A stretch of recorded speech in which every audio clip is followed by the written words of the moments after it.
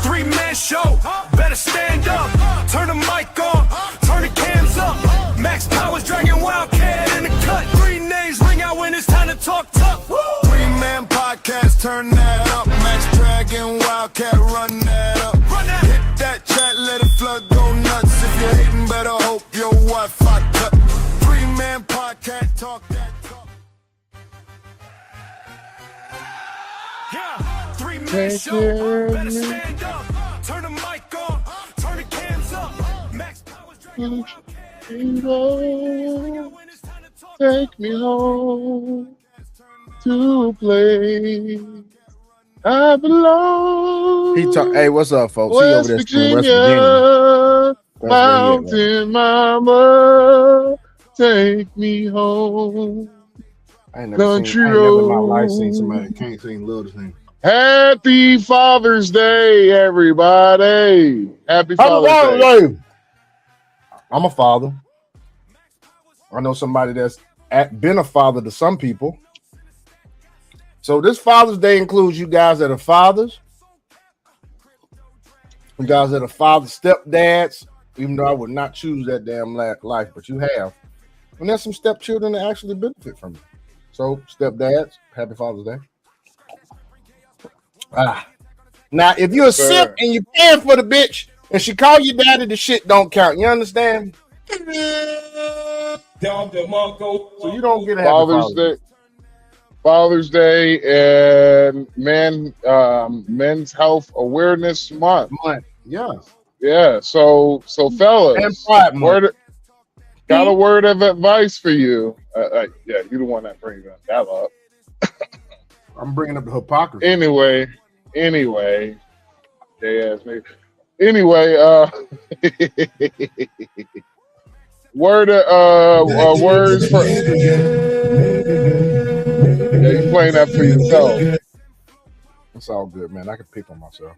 Words from the wise, from a wise man told me, since it's Men Health Awareness Month, fellas, don't be depressed by yourself. Make everyone around you depressed. Be a man. So you said he need to make everybody around him depressed, dog? Yeah. God damn, man. That's just some... You are diabolical sometimes, dog. You know that. You're stupid. Be a man. Diabolical, dog. And You're stupid. You diabolical as hell, dog. Like, really. Why? I don't know why you do the things you do, dog. Shit crazy, dog. Oh, you still got the music playing, good sir. I know. I did that as an intro. It's all good. Yeah, man. So tonight, folks, war, politics, and the media. Look, we don't really have a format for tonight. Fuck it. I just got through working out for a whole hour doing some fucking Muay Thai exercises. Heavy bag fucking work. Shadow boxing, some blocking techniques. You know, did some ab work. And before that, I rode 15 minutes to warm up. Did some stretching before that. So I think brother had a together shit. Well, I think you and my brother, y'all tied. Y'all literally fighting for who does the shit at the last minute before we got to do shit award. And my brother got you beat. He got you beat because I literally watched this motherfucker. I'm like, I don't nigga, need we gotta go. Nigga, we gotta go to the movies, man. He was like, yeah, man, but hey, I'm gonna work out, take a shower real quick, and I'm gonna put these I'm gonna put these clothes in the dryer before we leave out. I'm like, all right. Hey man, let me put this brisket on, man, and go fishing real quick. And then when I come back, I'm gonna load this 350 small block in this goddamn body I got in the back. I'll be like, yo, hey, really? He's ready to go. And he like, are you ready to go to the movies? I'm like, nigga, we gotta get another tickets, man. I'm like, you fucking paying for these shit because we can't go now. He's like, why we can't go? I was like, what's the problem? He's like, Motherfucker, the movie started an hour ago. We gotta wait for the next showing, which is 45 minutes. Oh, okay, man. Shit, we gonna grab something to eat now. All right, Hey, we get there I to see make. he one of them cats that's so laid back. He just go with the flow. He like, shoot, it don't matter. There's always a solution. See, my brother, he goes with the flow sometimes. It depends on the fucking day it is. He will go with the flow. Majority of the time, this motherfucker organized and shit. So I'm like, he's the only nigga I Maybe know that taking a could be break late from and it. organized. Maybe Huh? taking a break from the organization. Shit, he be late organized. I'm like, how the fuck you gonna be late and organized at the same time? This shit doesn't make sense. I'm like, nigga, they talking bad about us around here in the streets, bro. Don't you know it? Black folks as a whole catching all kind of L's this year. I did not have on my bingo card the amount of L's that black folks was going to take this year, but I did have on my, not this year, but I knew pretty soon in the future it was going to be a point where people was going to get tired of black folks shit. And the world has reached a breaking point. This country reached a breaking point with black folks. I'm trying to tell you right now. Well, the niggas. They reached a breaking point with the niggas. I'm pretty sure. I'm so fucking tired of these motherfuckers, dude. I'm ready, like, I don't need this fucking abuse no more in my life. Fuck y'all. I feel you, man. Like, damn. I'm trying to figure. I don't understand these motherfuckers, bro. Like, I'm in the store, man. Oh, yo, I gotta do a rant. I gotta do a quick rant, real quick. Let me do a quick. We ain't had one of these in a while. It's time for Max Mumble Rant. I'm calling out white people today. I gotta call y'all out. I gotta call the poor whites out. I gotta call the whites out.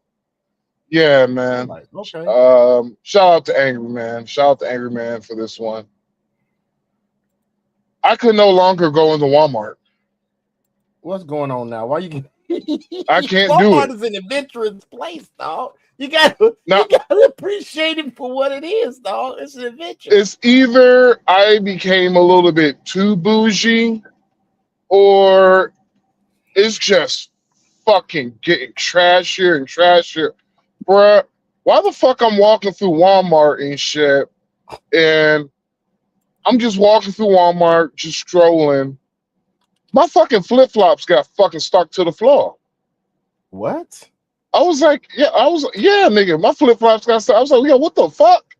I just stood there for a second, grabbed me some fucking pre-wash packaged broccoli, and my fucking foot got stuck on the floor. And I was like, yo, why the fucking floor so sticky? Like, what the fuck is going on? And I'm in the cereal aisle.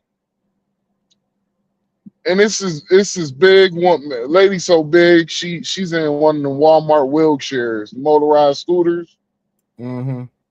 Like she goddamn bigger. She got her simp boyfriend, man. She got her simp boyfriend. She a goddamn biggin', bro. She was big. That was a big woman, bro. I was like, God damn, you need about 2 of them motorized. Hey, I had a patient last week that was 415 pounds.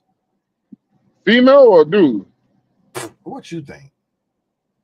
Female? Yes. See, it's like this. Yes. A dude could be 415 pounds and he could be big, but he don't look like that. Like he don't be wide as fuck. He be solid. Yeah. If he worked out, like dude, I swear to God, the beginning years of his life. Go ahead. Like, but 450 on a woman, bro, like that's big. Oh, like, she'll 415 and she looked like a Coca-Cola brand sign in this damn bed, dog. She looked like the goddamn. That bitch was just round, nigga. That bitch looked like the globe, my nigga. She looked like the damn beer, and the Coca-Cola commercial. The beer that all the women was choosing, nigga. Hey, I kid you not. This chick was as wide as she was tall, my nigga. Basically, she walked. She walking through the halls. You be like, yo, where the fuck these lights coming She ain't from? walking, dog. Her ass be rolling, dog. That's how big she is. Yeah, Hey man, too like, bad you're a Naruto fan. That been a good joke about this one of them damn ninjas in Naruto, my nigga, that he one of his attacks is he increases his size and rolls over you like a ball. That's what that bitch was. well, Choji, this that bitch bitch on the like schooler, Choji. and she had her simp of a husband just right behind her.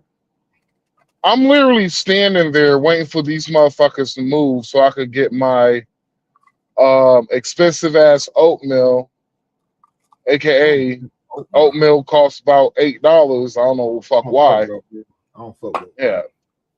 Yeah, because I'm gonna be stuck in the Northeast probably this fucking week coming up, so I won't be able to go to fucking Target in Ohio where I So park you my just got you truck some at and go oatmeal just shopping. so you can got you some oatmeal so you can survive off of it, nigga. Yeah, just in case, emergency supply, nigga, emergency supply. And I got some water and shit and some ribeye steaks. Okay. And so I'm waiting for these motherfuckers. They just fooling around with one another. I'm like, yo, are you gonna massage this bitch in the middle of the fucking aisle, nigga? You don't. I'm standing. I'm literally standing there, and I'm like, you think I'm standing? I want to stare and look at y'all big asses. Can you like stop massaging her so she could scoop, Nigga here go fat. ahead, stroll on, nigga? But no, this month I wanted a fat shame, bro. But I was be like, yeah, man. He'd be like, hey, you know they make those in sugar free, right? I bet you they had a whole cart full of junk food, didn't it? Bruh. Oh my god. Takis and Doritos and fucking I didn't Hawaiian know they goddamn. make. I didn't know they make a big package of Oreos. I didn't know they make Oreos in that What big you mean package, big bro. package? Big Nigga, like it was what? like the 50 50 Oreos in a pack type of shit. Damn. Had 3 of them bitches, nigga. They had 3 Nigga, packets of Oreos. man, it was like They had any milk, 50. nigga. They had a 50 pack. It was funny because they sent one of the fat kids to go grab the milk. So the kids So fat, the parents fat, they just all fat. yeah, it's a family of biggins. It's a That's family of sad, biggins. man. That's fucking sad. So, and crazy part about it was, well, I'll wait to the end. So they finally move after about an awkward 2 minutes. Finally moved, but when they move, you know how sometimes people walk and they got ear just come right behind them, nigga. Yep, Oh my yep. god, bro!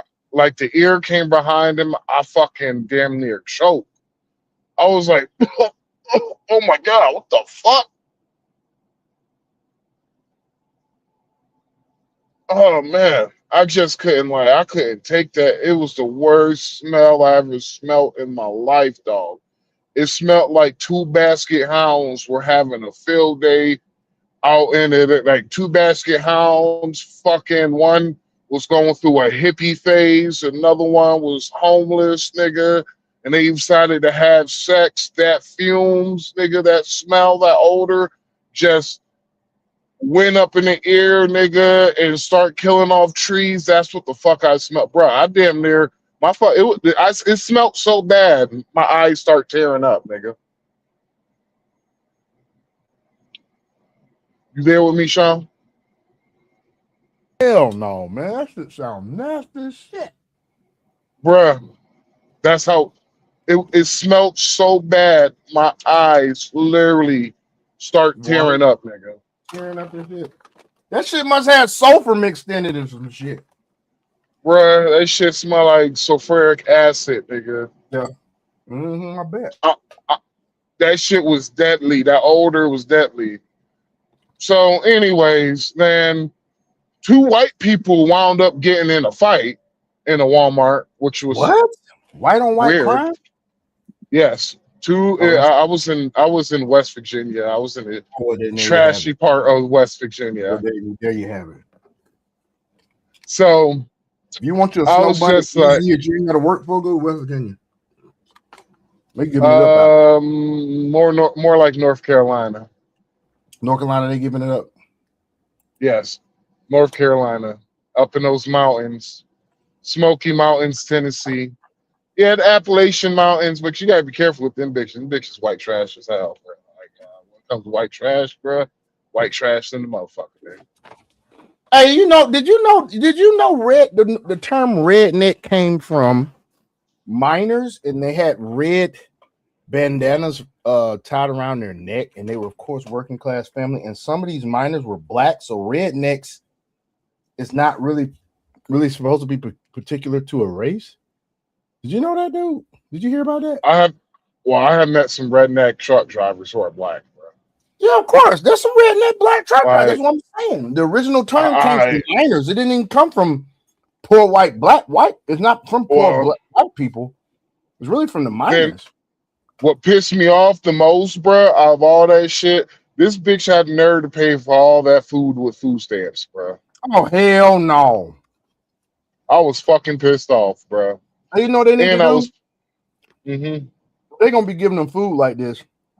They need to goddamn get their ass a goddamn gym goddamn membership. And if you don't check in a certain amount of times per fucking month, you lose your fucking SNAP benefits a little bit of time.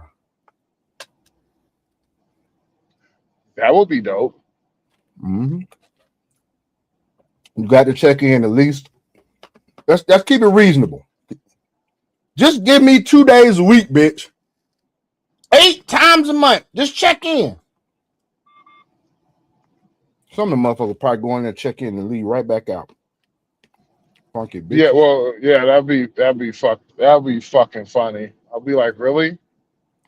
Get a free gym membership and you just walk in, walk out? Mm-hmm. Mm-hmm. That'd be funny. That's what they need to do. Bitch had nerve to pay for all that food with food stamps. I was like, you gonna be big on a motorized scooter and have an odor? Oh my god, that shit crazy, man. That shit crazy to me. Man, I'm like, bruh, I'm good with Walmart. I will pay the extra dollars, bruh. And go to Target. If I don't have to, yeah, go to Target. Hell, there's another spot that I go to in New Jersey whenever we go to the whenever I go to pick up salt and take it back out, well, yeah, whenever I go pick up salt and shit out of New Jersey, there's to pick up salt sometimes? Yeah, for the kosher. Oh, that's right, kosher, because you work for a Jewish company, no? Yeah, we run the largest Jewish meat delivery services in the world. Actually, we're the largest in the Northeast. Salt runs. Yeah. Mostly meat, though, right? Yeah, mostly meat. Salt will be our backhaul.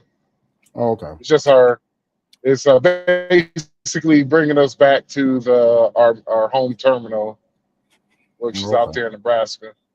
But yeah, man,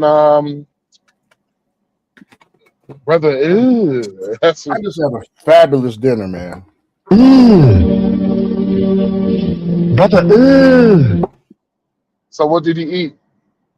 Well, I did a meal prep. It's chicken breast. I seasoned it with some of that seasoning they use in the Dominican Republic. That what's that shit called? Chiote, the sazon. With salt, pepper, and everything. Yeah, season it with that little salt and pepper, onions, cilantro, tomato. Got some rice. Made the sauce. Put it on top of that, dude. That's my meal prep. And I only ate like a half of a chicken breast. Mm-hmm. Yeah, half of a chicken breast. So the only thing I've had to eat today was I woke up this morning. I ain't had nothing to eat this morning.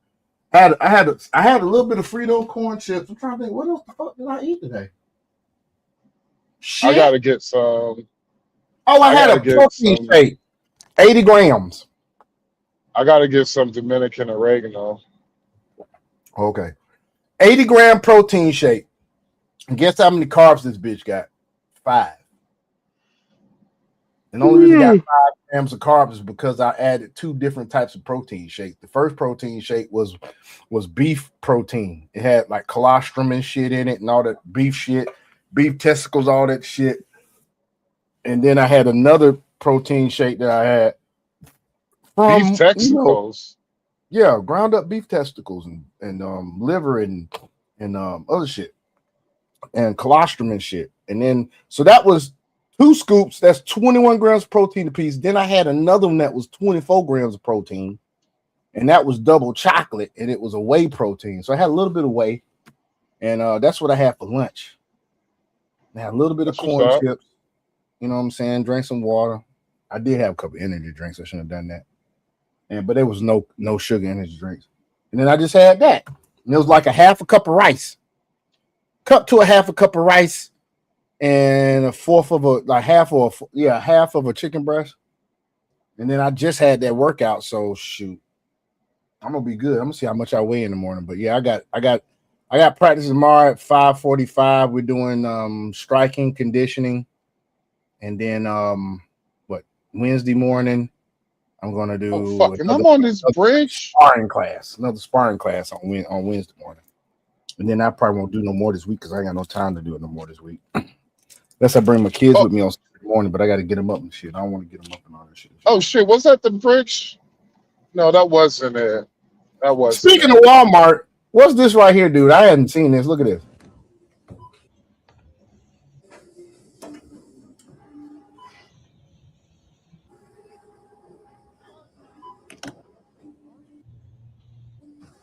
This must be a skit. Yeah, that's got to be a fucking skit. That's what that is. Fuck this shit. That's a fucking skit. I was trying to find some Walmart drama, dog. So what the fuck is this?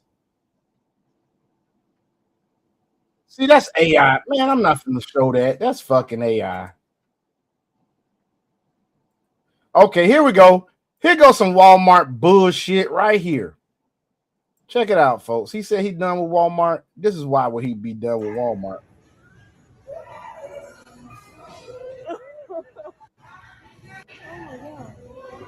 We're chasing after somebody.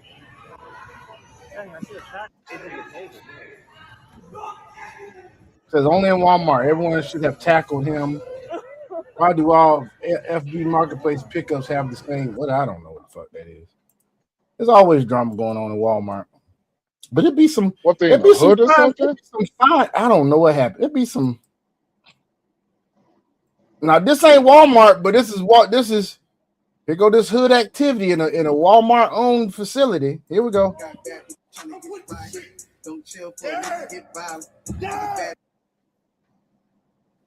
This nigga is got his shirt dangling off and walk. What are you doing? Can't play the music, bro. What the fuck is going on, boy? I tell you, that's some craziness. Well, instead of that, let's change subjects. Let's see what this young man here is talking about. Hold on 1 second. I gotta resize the screen and shit. It says here, men don't celebrate broken families. Ain't that something? Check it out. Get y'all to go on ahead and show me the video of a man celebrating the fact that he's leaving his family. I need to see the video where the man is happy that he's getting divorced, that he's leaving his wife and his kids to find the better him. I got to see that video. And the reason I'm saying this is because I criticize the women that get on here celebrating the fact that they're leaving their families and leaving their marriages. And I get these comments saying, well, why don't you talk about the men who left these women? Why don't you talk about them? I don't see content from these men. You don't find men talking about they sacrificed their family for the sake of their feelings. You don't find men talking about this relationship, this family, this kid's no longer served me. You don't find men stressing about their mental load. You don't find men talking about their therapist told them they need to find happiness wherever that is. You don't see men saying, I need to leave because she didn't keep me in my masculine. You don't. But maybe I'm wrong. Tell me where I see that. So yeah. Being that it's Men's Mental Health Month, like I'm a divorcee, and I'm gonna tell you like this: that was not something that I wanted. I did not want my children coming up in a two-parent, I'm in a one-parent home, a split home family. But that's why I stay involved now. And being that it's Father's Day, as a father, man, you got to keep pounding the pavement, man. When things get bad like that, man, and and the world is against you. Alimony, child support, women are divorcing us at a higher rate than anybody else, and in any other race too. And you just kind of gotta smile and bear it. You know what I'm saying? I'm just glad that Well, you it's ain't fucked up if you have experienced to that do shit, that. dude. I know it's fucked up. It's very fucked up. I'm telling you, bro. You get looked When over. Men get looked over, dude. I am so glad that my ex fucked me over. She fucked me over before the wedding. She fucked me over before I got married, bro. Mm. Like that was probably the biggest blessing any woman has ever done for me. That's why I'm happy to know that bitch is struggling. I'm glad to know she's struggling. So hey, Right. but that was the biggest favor any woman has ever done for me, bro. I'm like, dog, you telling me that and this is why I can't stand these pandering ass men. Like these pandering ass men are on some real shit. And I hope men like understand this shit. Like these dudes, they should not feel safe around men like us. They should not feel safe at all. They should be shouldn't. scared for their lives because the fact that I'm like, dog, you doing all this pandering, and while how many men have this one woman fucked over? Yeah, how many? Let's just be real. Ain't no How telling. many like I don't see women kill themselves over the man taking everything. I don't see women killing themselves, but I see men killing themselves because not only she took everything, he can't even see his fucking kids. Y'all look up the unaliving rate in men. Look it up. Shit's crazy. And so you ladies, you can't complain why men don't see the benefit of being married anymore. Because let's just be real, most men come into relationships in good faith. Yep. Most men, they date a woman for character. They don't date a woman for what she has. But women date a man for what he has. That's a gem. That's a bar. That's Nigga, right. what? I said most men, they date a woman for her character. You're looking for a woman to be your wife. We ain't talking about just you want to fuck the chick. A woman to be your wife. You're looking for a woman that has character, submissive. You're looking for her type of person she is. Yes, you're attracted by the look. Hold on, Sean. Yes, you're Hold on, Sean. initially. Go ahead. Hold on, Sean. Nigga, clean that up a little bit, nigga. Cause I'm over Okay, here I'll like, clean it up. nigga, Look. what? Okay, I'll clean it up. Hold on. Say a woman you want to marry. Yeah. Okay, a woman you want to marry. When a man wants to marry, he finds a woman he wants to marry. He's looking for character. Of course, he's initially attracted to how she looks, but after that initial attraction, he's looking at what type of person she is. All right. That's good. That's better. They say what you bring to the table. That's what men are looking for. But women, they want protection and provision, mostly provision. They ain't even talking about protection no more. They want fucking the provision of lifestyle. It's not even provision of provision is not only financial. A man provides structure. He provides spiritual leadership, of course, protection. He provides wisdom, things such as that. In addition, and that's all provision, not just money. But women want just the money. They want that lifestyle. We go into marriage looking at two different things, man. They want the big wedding, go into marriage with the debt. Let me have a $50,000 wedding. Me and my ex, I could say this. I could say this one thing about my ex. She's very budget friendly. Our wedding cost like what, $3,500? That was it. We had that shit at the park. That shit was pretty too. We had it at a gazebo. These bitches nowadays, they want you to rent out the biggest ballroom or the fucking Intercontinental Hotel down in goddamn Atlanta or Miami or Detroit, wherever the fuck you at. They want goddamn chandeliers and shit and all types of goddamn arrangements on the table and shit and gold chairs and shit. And they want the best fucking DJ and they want a fucking band. And they want goddamn 10 to 15 goddamn bridesmaids and shit. That shit costs money, y'all. Open bar. The fuck? You just gonna go into the fucking marriage fucking in debt like a motherfucker. Shit crazy. Shit crazy as fuck. Absolutely. So let's look at this next thing, man. Since we on dating for a minute, then we're gonna go to politics. Check this out. Oops, I gotta refresh that. Sometimes that's what Facebook does. Men are mad. Hello and welcome to the National Geographic special, the Alpha Female Edition. Let us watch an alpha female in her natural habitat and remember, don't simp. You're just going to be nigger number 4 in her phone anyway. The men are mad. They're mad at the bad bitches. What we have here is Ratchetosaurus, a creature that roams the planet similar to a deathclaw from Fallout 4. They use their powerful yell, full of lies and noise, to disorient the males of their species. This one in particular uses a powerful skill called ignorance. With this skill, one can blatantly ignore reality, allowing them to think they are greater than they actually are. Because we don't gotta do nothing. We don't gotta do nothing. We just gotta show up and be and live and breathe. Notice how the Ratchetosaurus feels pride in being dead weight to a man and draining his resources.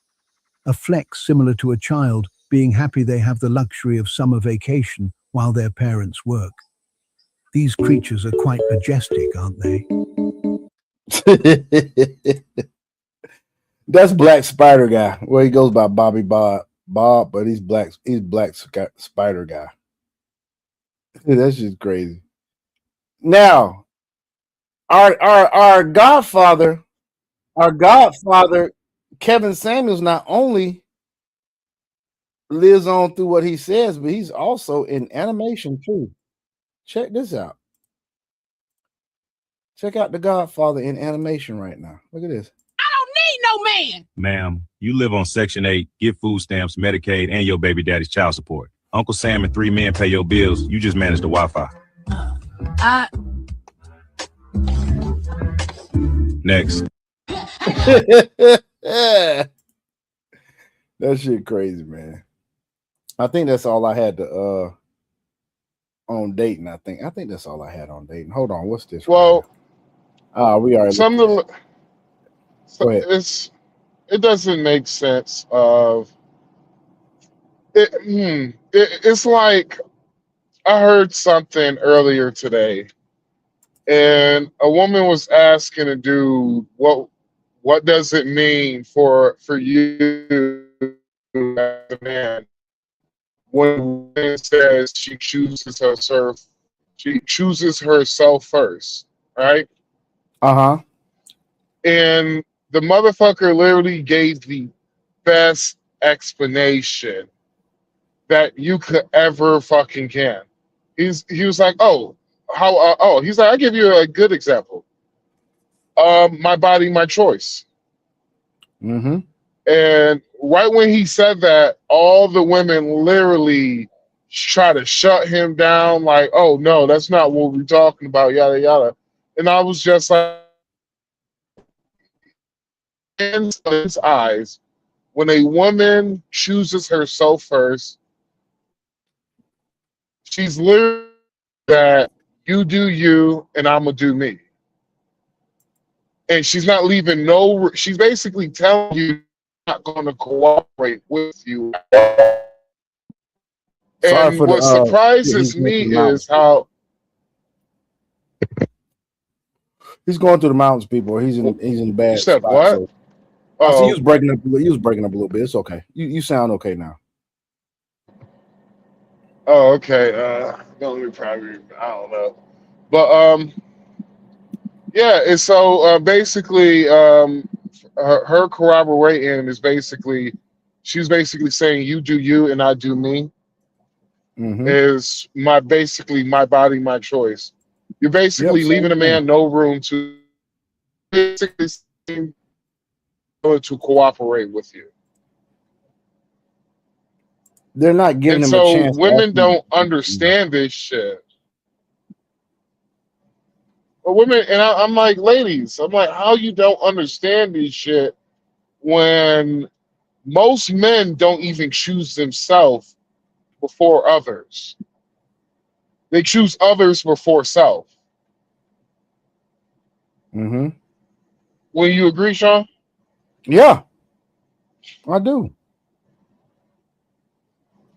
I do. And so the usually the guys who choose them, who basically are going to choose themselves first, those usually the guys where the guys that y'all love chasing after, but y'all don't y'all love chasing after, but you get mad at them when you find out where your place at is with them. Basically have a lot of money, they ain't fuck their money to. That's the male version of a man choosing him. I'm choosing himself first. It's the niggas Mm-hmm. who's going to make sure they gonna fuck up their livelihood for love. Who's making sure they ain't gonna fuck up his peace for you. Mm-hmm. Who's Mm-hmm. not gonna fuck up his peace, his money, none of that shit. They basically you're on a short leash with those men. The man Yep. who chooses himself first, you could sneeze the wrong way, bitch. You got man, I can't do this shit. Yep. No disrespect whatsoever. Nothing. It's a wrap. It is a wrap. It's You over. can't even come in that house 5 pounds overweight. Fatality. Come in that motherfucker 5 pounds overweight if you want to, nigga. You gonna be single than a motherfucker. You know, what happened? Why he break up with me, girl? I gained 5 pounds during the holiday season. You know, food be good during the holiday season. He broke up with me. He left me, girl. He left me.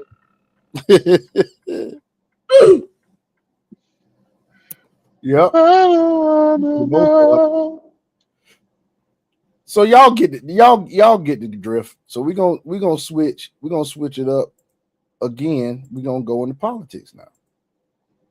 So y'all heard about the Obama Library being open, right? And have y'all heard about all of the bullshit that's happening with it? Like, for instance, here's context. The Obama Library sits on land that was basically stripped away from Chicago citizens. So that's one thing. Then Barack Hussein Obama, decided that he wanted all black crews to work on his library. Well, guess what, folks? All them black contractors, they ain't been paid yet. Ain't that some shit? You the fucking black president, supposedly, and you supposed to be for black people, but you ain't paid them black contractors. Shit's crazy. Listen to this. Presidential Library, it's a cover-up. At the Thursday dedication, Valerie Jarrett, Obama's longtime manager, opened with this. We'd also like to take a moment to recognize the original inhabitants of the land upon which we are gathered today. We honor the Anishinaabe, the Council of Three Fires, the Ojibwe, the Odawa, and the Potawatomi nations. But she didn't apologize to the current Southside residents for stealing a beautiful and historic public park. That land became Obama's center. She didn't apologize to the black contractors who worked on the center and got stiffed by Obama and now are in bankruptcy. Most of all, she didn't apologize to the American people for Barack Obama's attempt to steal and revise an entire 8 years of American presidential history. Now, every president since Herbert Hoover has donated their official records to the federal government, their papers, their correspondence, their decisions, held by the National Archives, accessible to historians and researchers, and made available by the archives to the American public. That's what's called a presidential library. But Obama's presidential records aren't even at his center. They're at the National Archives. And through a corrupt sweetheart deal with the National Archives, Barack Obama and his foundation are determining what documents get digitized and when they get digitized. Ain't that something, folks? So he didn't want you to see all his decisions that he made while he was president. He's hiding something. Or released. The Daily Beast, normally an Obama fan, calls this, and I quote, a mockery of transparency. And here's what Obama said about the building he helped design. And it's why we designed the center not to be some lifeless mausoleum. That shit look lifeless. What the fuck are you talking about, man? You tripping. Have y'all seen that shit? It looks like a fucking tombstone. Bro, that shit look like Rice Street, bro. That shit look like that shit looks like that shit look like Rice Street. That shit look like the guy. Are you talking about the fucking prison up here in Atlanta? The jail up in Atlanta off of Memorial Drive, Rice Street? Yeah. Yeah, it does look like that shit. It really does look like that. Not just a place to see Michelle's dresses, although I understand that will be the top attraction. We wanted it to be a vibrant. Y'all hear that simp shit? He just said. Living celebration of. It's your fucking library. You gonna talk about that's the top attraction? He trying to get some booty when he get to the house. Community where we can learn together and share the joys of art and music. No, Sean. When he gets to the house, he's trying to get some dick. He's trying to get some dick by Big Mike. Trying to get dick down, nigga. You stupid. And play. Because it's in those moments. And I know what y'all saying, and whoever sees this, if you want to know, just look at the close-up view of Michelle Obama dancing on the Ellen DeGeneres show, and you tell me what you see. We're reminded of our common humanity and strengthen the bonds of trust that not only make our lives richer, but make our democracy stronger. Listen to those soaring words and then look at that building again. Doesn't it remind you of the entire Obama presidency? Look at this building, folks. Look at this shit. Look at this shit. That shit don't look good. Have y'all seen the renderings of President Trump's library? That shit crazy. Isn't its brutality? We'll show that after this. And ugliness, the truth regarding the three presidencies preceding Donald Trump's surprise 2016 victory? Bill Clinton, George Bush, and Obama.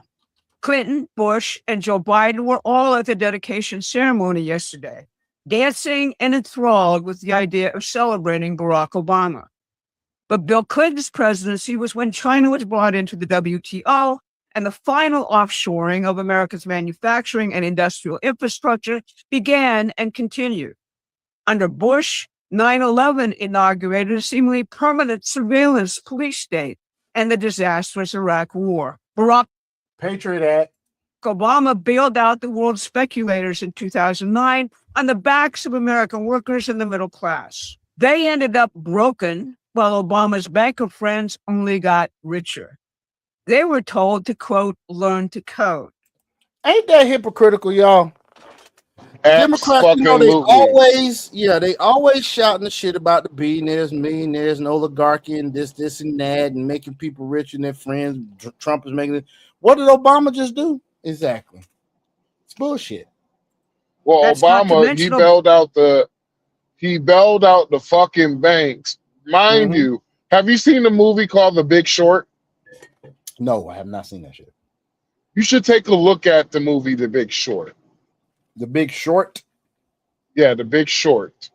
Okay. With Christian Bale, Steve Carell, what's his name? Fuck, I forgot his name. But with The Big Short, it basically showed you exactly what fucking happened. Not only it showed you exactly what happened, but you kind of get a glimpse of how the banks, how these fat cats on Wall Street literally knew these fuckers were giving out predatory loans. They were shorting the fucking United States housing market. And while the market was being shorted, and whenever everything fucking fell, Motherfucker made millions and billions of dollars, dude. Billions, my guy. Damn. Billions with the B. Billions with a B. While you had Billions. families who went completely fucking bankrupt. Not only you had families who went completely bankrupt, but these motherfuckers, Barack Obama ran on everything he did his first term. He did the opposite of what he said he was going to do. Damn. So when everybody's talking about, oh, Obama was the only reason why people say Obama was a great president because he was a good talker and he was black. That was it. That was all he was fucking good at. He was a slick fucking talker. Because why do you think we're at this? Why do you think all this shit is degenerate as fuck now? Like, nigga, you basically got women walking around fucking naked now. Yep, and he's got black folk thinking they can't be racist. That shit happened during his shit. Let's just be real, bruh. You got kids thinking they're gonna be fucking dogs now. Furries and shit. You got folk walking around with leashes and shit on, being led around by their handler or whatever. Yeah, and that shit is fucking weird. It's weird as fuck. It is fucking weird. And we're here at, like, the reason why we're here is all because of Obama. Everything the socialists wanted to pass, they use Obama. Then Joe Biden said, hold my fucking beer, because I'm going to make sure, like, they don't really talk about how Democrats really not only try to steal the fucking election, but try to keep the Democrats in power forever. They did. Like, they don't talk about that shit. Like, all these damn immigrants getting let in. Not only that, but the NGOs. Getting all the USAID got shut down. The Democratic National Convention been having issues raising money. They're in a deficit. Or here's my fucking favorite.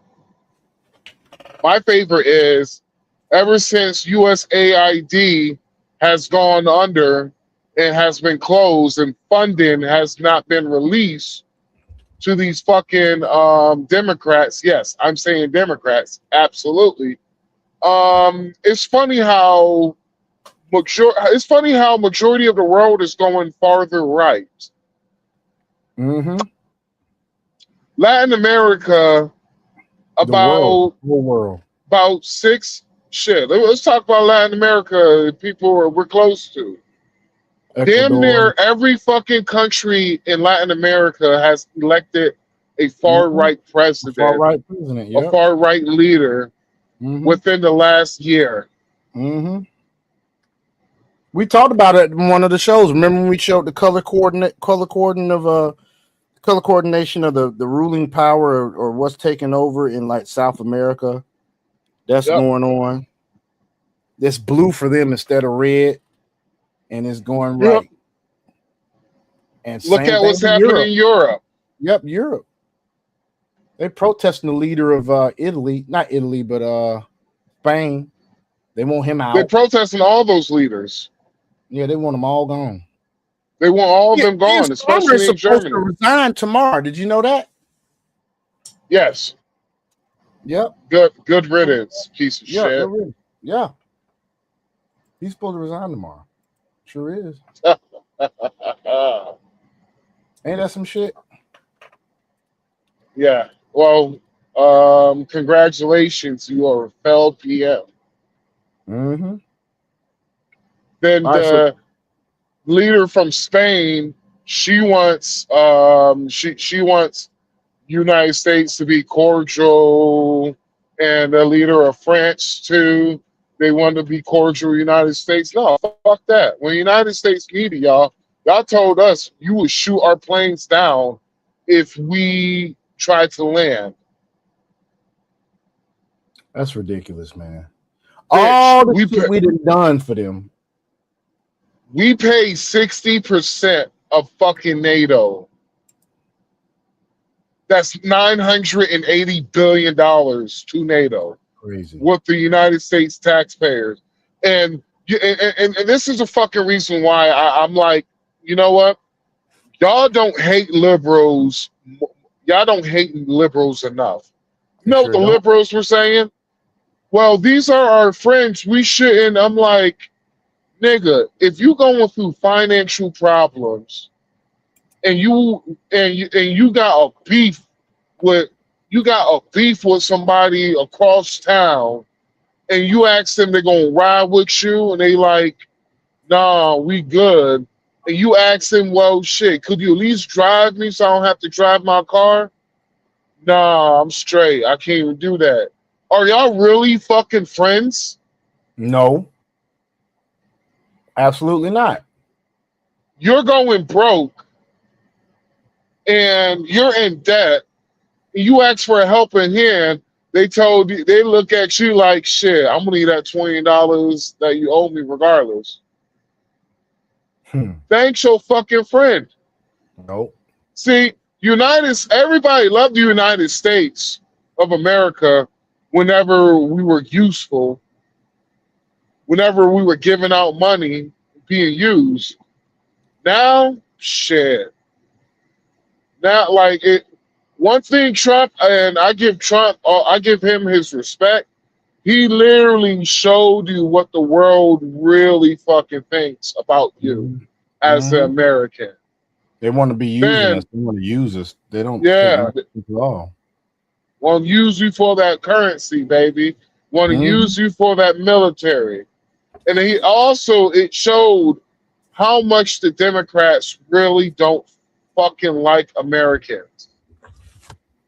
Dude, did you see that poll about? It was on CNN. Yep. It was talking about Democrats or Republicans that still love the country and everything. The Republicans hadn't changed. They're like 90% of them. Yeah. But 90%. now it's like only 27% of Democrats actually are patriotic and love America. That shit's crazy. Yep. I think it's the most. It shows you exactly if these motherfuckers get back power, bro. It shows that we're gonna be fighting a civil war when they get back in power. Oh yeah, it's gonna be a wrap. Hopefully they won't. And I'm glad that the war is kind of drawn down and finishing. We're gonna get on that, guys. I want to show you the rendering of the Donald Trump's library next, and then we're gonna get into what's going on over there because we got a clip basically talking about what we were just discussing, which is Keir Starmer damn about to resign, and the what's going on right now in Switzerland. But we're going to listen to the rest of what she has to say, which is not that much more time. It's only probably about some seconds. Now I'm going to show you the Trump rendering of his library. You let me know what you think of it, and then we're going to go to talking about this war. Obama's role in starting the wars in Ukraine and Iran. And finally, that's when a rigged election resulted in a senile man assuming America's presidency. 4 years of government by staff and American decline run by holdovers loyal to one man, Barack Obama. Now, if you're like me... I remember you saying that, dude. You was like, I think I know who was running the country when Biden was in office. Like, it was Barack Obama. Yeah, it was his third term because let's just be real. Joe Biden, all this shit Joe Biden did in his presidency, it was something that he was not accustomed of doing. Like Joe Biden, he wasn't even far left like that. The only reason why, yeah, he was a moderate. He would be considered a fucking Republican. Now, today's standards. And so he did shit that didn't. What Joe Biden was doing in his presidency, he did shit that they thought Obama was going to completely do. Like example, making the mask mandates more stricter, giving out loans without no fucking proof to NGOs.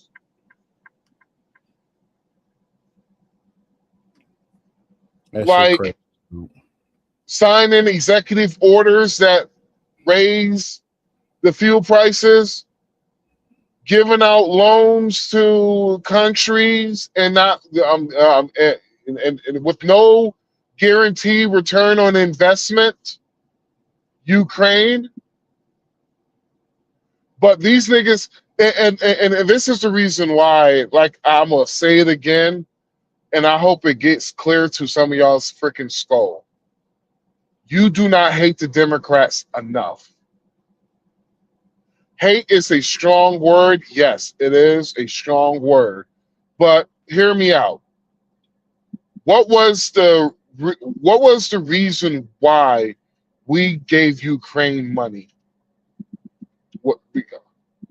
What's the reason why? Can anybody tell me the economic benefit of us giving money to Ukraine during Joe Biden's presidency? There was no benefit at all. Not a goddamn benefit at all.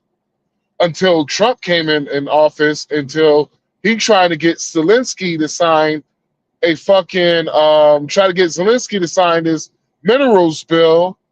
And what he did was Zelensky, see, y'all think Zelensky, like, here's the problem. See, y'all thought Zelensky was fucking dumb. Y'all think he was, like, you remember when Trump, JD Vance, and all that shit, and he was just like, basically, if you don't give us money, it's going to come to your shore.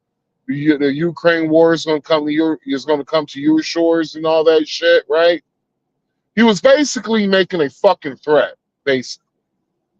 See, he was used to dealing with Joe Biden the whole entire time during that war. Zelensky acting like he doesn't speak English, but he actually does speak English. Do you know that? Sean, am I breaking up? My bad. Very well. No, my bad, man. I accidentally had the mute press. Yeah. Well, we got a comment too. Yeah, what's up?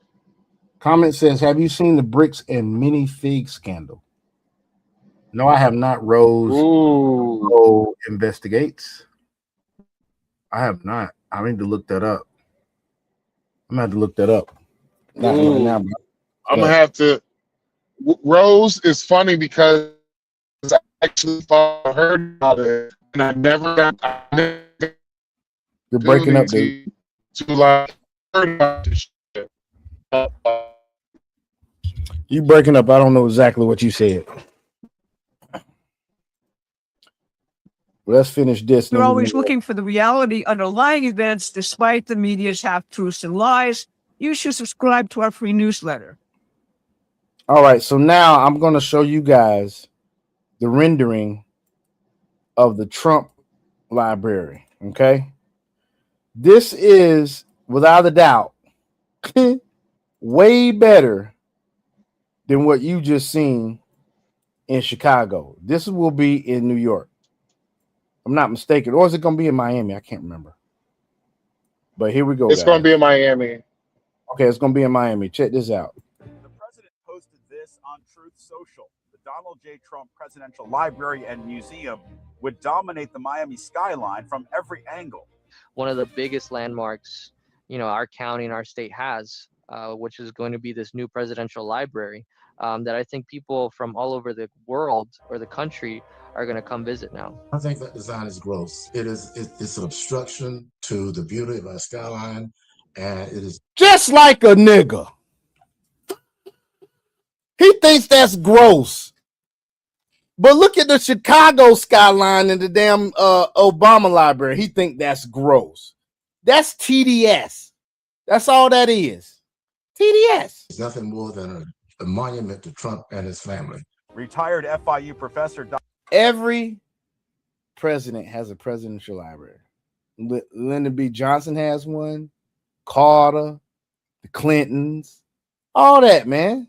Dr. Marvin Dunn led an effort to block Miami-Dade College from giving the land free of charge to the Trump Library Foundation. I thought, now you know that's some hating ass shit right there. This dude want to block the college from giving it to him for free.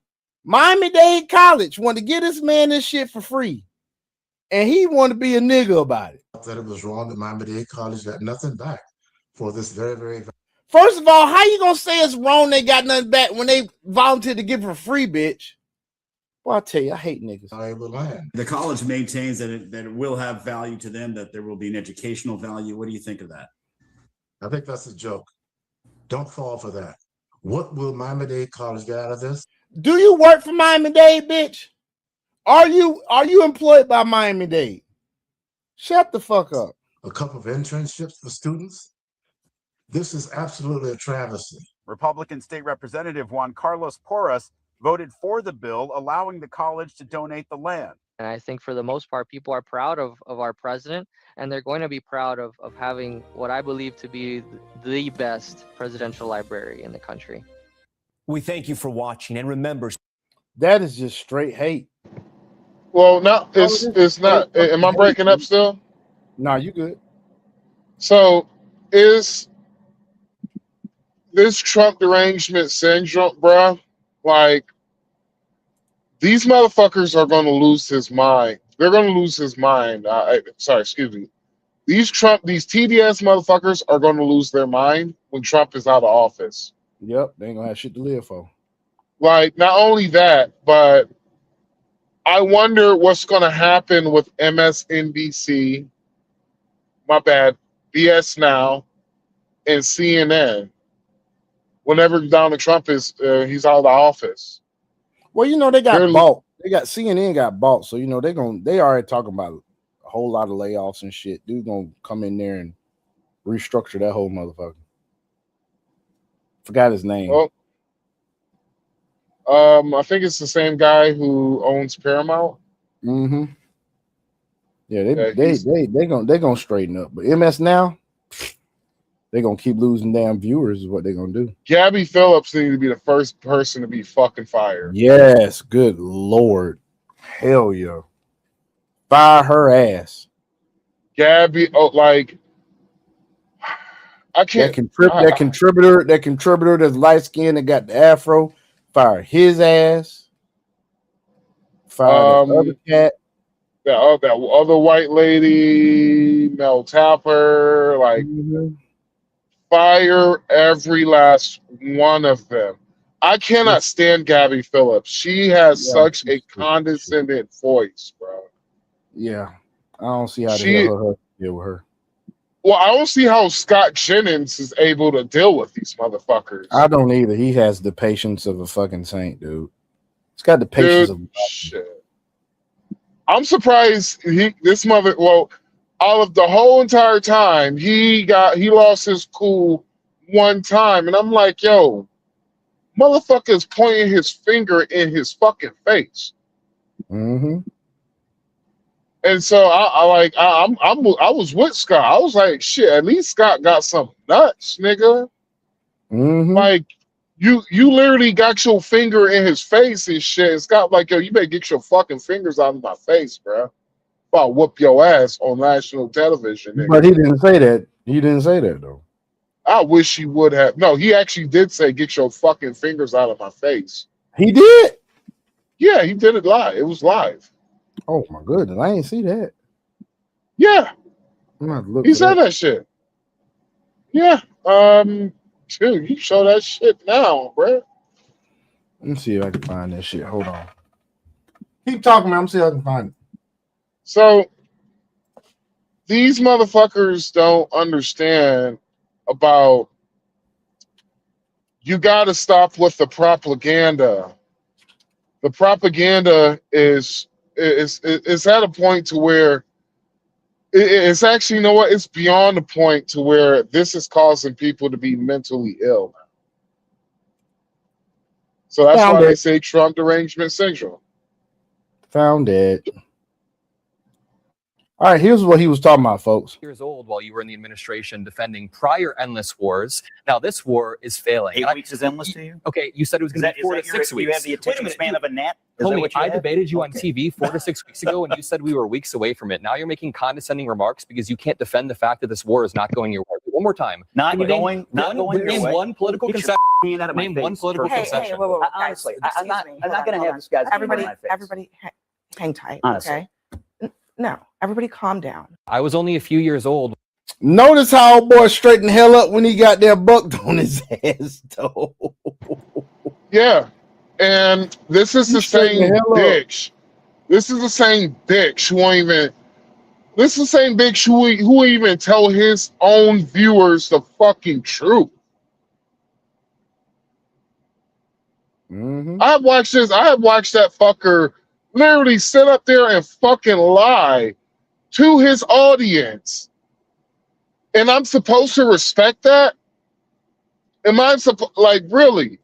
Am I supposed to respect that shit? This motherfucker has literally called Trump a PDF file multiple times. Abby Phillips have let that shit slide so many fucking times. She don't say nothing. She don't push back. Wound up knowing that it could cause her to be sued and her to lose her job because it's her panel. The crazy part about this is Gabby Phillips is supposed to be the moderator. Supposed to keep control of that shit, guide it, moderate. You ain't supposed to even show no sides. Yeah, you're supposed to. You're not supposed to be biased. But every opportunity, she's not biased towards the left. She is biased towards the far left. She is. Because if it's some shit that is not far left enough, Gabby will give pushback on it. But she's not going to do that when it comes to the if it's something that the liberals ain't the left itself ain't doing. She ain't gonna really put no pushback on him. And Gabby Phillips is full of shit. She is. She about to find herself out of a job like Joy Reid, like fucking Don Lemon, who's probably about to go to jail. Boy, that would be so fucking. I'm gonna be real with you, bro. I think he is, dude. I think he's gonna go to jail. I doubt it, bro. It would be funny if he does, but I doubt it. It's in Minnesota. He'll be happy in jail, though. Well, it's in Minnesota. Yeah. That's why. He'll be so happy in jail. I know he would be. Like, do you know how deranged those fucking people are, bro? I literally... Minnesota, Portland, Seattle. Seattle literally got a fucking mayor who don't know shit and is about as left as you can go. That bitch is fucking that whole city up. I have literally... last time I delivered a load up there and I was stuck there for a day because my trailer froze up on me. I'm literally talking to a lady and we got a quick thing about politics. And I was like, so where are y'all doing with this whole ICE situation and all that? She literally, it's like it's something in her snapped. And I was just like, oh, this bitch is unhinged. She is completely unhinged. They're possessed. Like, dude, I was like, what the fuck is wrong with her? And so I had to tell her, I was like, ma'am, I want you to know something. And people ain't gonna say this because people are cowardly nowadays, but I'm gonna say this to your face. People laughing at y'all. Not only they laughing at y'all, they're laughing at us as Americans. I was like, I have friends who's currently overseas right now. I told her that in her face. Think y'all in Minnesota's, y'all Minnesotians, are some of the dumbest motherfuckers to ever live. Yep. And I'm like, ma'am, this is not me saying this shit. This is motherfuckers from other countries that are saying this shit. And I'm like, these are people who are darker than me saying this shit. They think y'all stupid as fuck because I was like, ma'am, My friend in Dominican Republic, he was like, in the DR, motherfuckers couldn't get away with that. They couldn't get away with that as citizens without not have to worry about their families, some of their family members start getting picked off. Mm-hmm. Because I'm like, man, in the Dominican Republic, we're deporting 10,000 Haitians a week.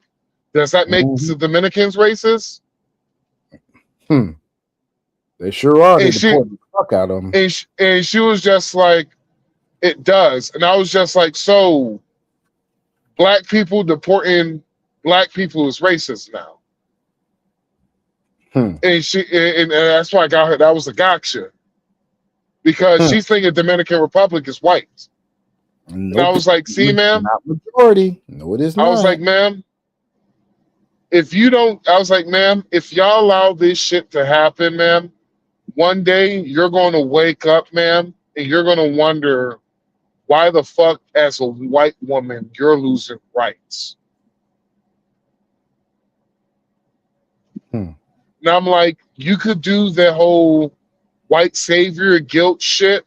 At the end of the day, ma'am, we laugh at y'all motherfuckers, because how are you going to do suicide? You're basically preaching suicidal empathy on yourself. You're getting, I'm like, black folks, they won't do it in front of you, but behind closed doors, they laughing at you in your fucking face, thinking, and like, yo, this is how dumb these motherfuckers are. She doesn't realize that she has the best currency in the world, and we're fucking it up right now. We're sending money to terrorists.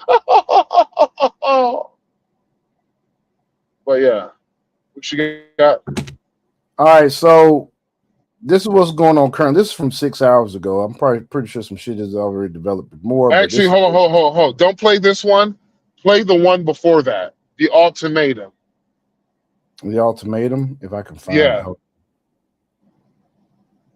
Hold on, man. Because it's different. It's hold on. You're on CNN. I mean, I'm sorry, you're on Fox News, so it's the one right before it. Hold on. See if I can find it. Hold on. We got an 8-hour one. Oh, Trump issues ultimatum to Iran, that one? Yes. Okay. I think that was almost the same one, dude. This was labeled different. You know how they title shit different to get to get engagement and shit. So this had 456,000 views. Yeah. Right here. All right, here we go. Are in Switzerland for the first round of nuclear talks with Iran. This as Hezbollah and the Israeli Defense Forces exchanged fire in Lebanon this weekend. Fox News chief foreign correspondent Trey Yingst is live in Tel Aviv with the latest. Trey. Yeah, hey, Peter, good morning. High-level diplomatic talks are taking place today in Switzerland, aimed at solidifying the memorandum of understanding and entering into the next phase of negotiations. This comes as Iran's IRGC says they have closed the Strait of Hormuz. I spoke earlier with President Trump for more than 20 minutes, and he responded to that threat from the Iranians, saying that he spoke with Iranian officials overnight and told them, you close it and you won't have a country. He went on to say, if they don't make a deal, we'll collect tolls. We may take over the strait if we have to. The president says the U.S. could become the guardian angel of the strait and the Middle East and take 20% of the oil. The strait alone. Y'all realize? Now, let's say this shit ain't over and this shit does happen. All right, check this out. I'm thinking you may be looking at another, I don't know, maybe 3 weeks.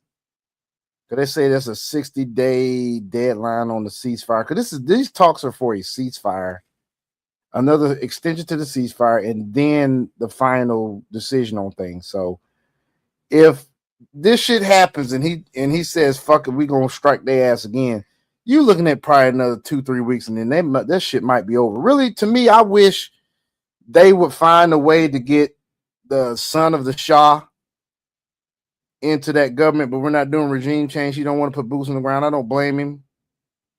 Also, folks, they're not going to get any money unless they cooperate, and it's not even coming from us. It's just a release of sanctions from other fucking shit. It's not even from us. So yeah, I think our president is done fucking with them. He's done with the shits. Along with Iran's nuclear program, Or he's coming with the shits. remain the focus for talks in Switzerland. Iran's President Masoud Pezeshkian spoke today from Tehran, laying out a new red line for the regime in this next round of discussions. We will not give up our right to enrichment, and they too will be forced to accept it. You all know. Now, see, this is what I've been telling folk. Iran, okay, so in this country we have separation of church and state. Their government is fucking church. Their fucking faith runs the government. And if you don't know anything about Muslims, folks, radical Islamists believe that the faster they bring about the destruction of Jerusalem, the faster their so-called Messiah will return, the Mahdi, who in my theory, I believe is the Antichrist. However, that's why they will not stop enriching. That's why they cannot have a bomb, because as soon as they get one, they will shoot that bitch at Jerusalem. They already lied to us about the ballistic missile range that they had. They said they only had a 2,000-mile range.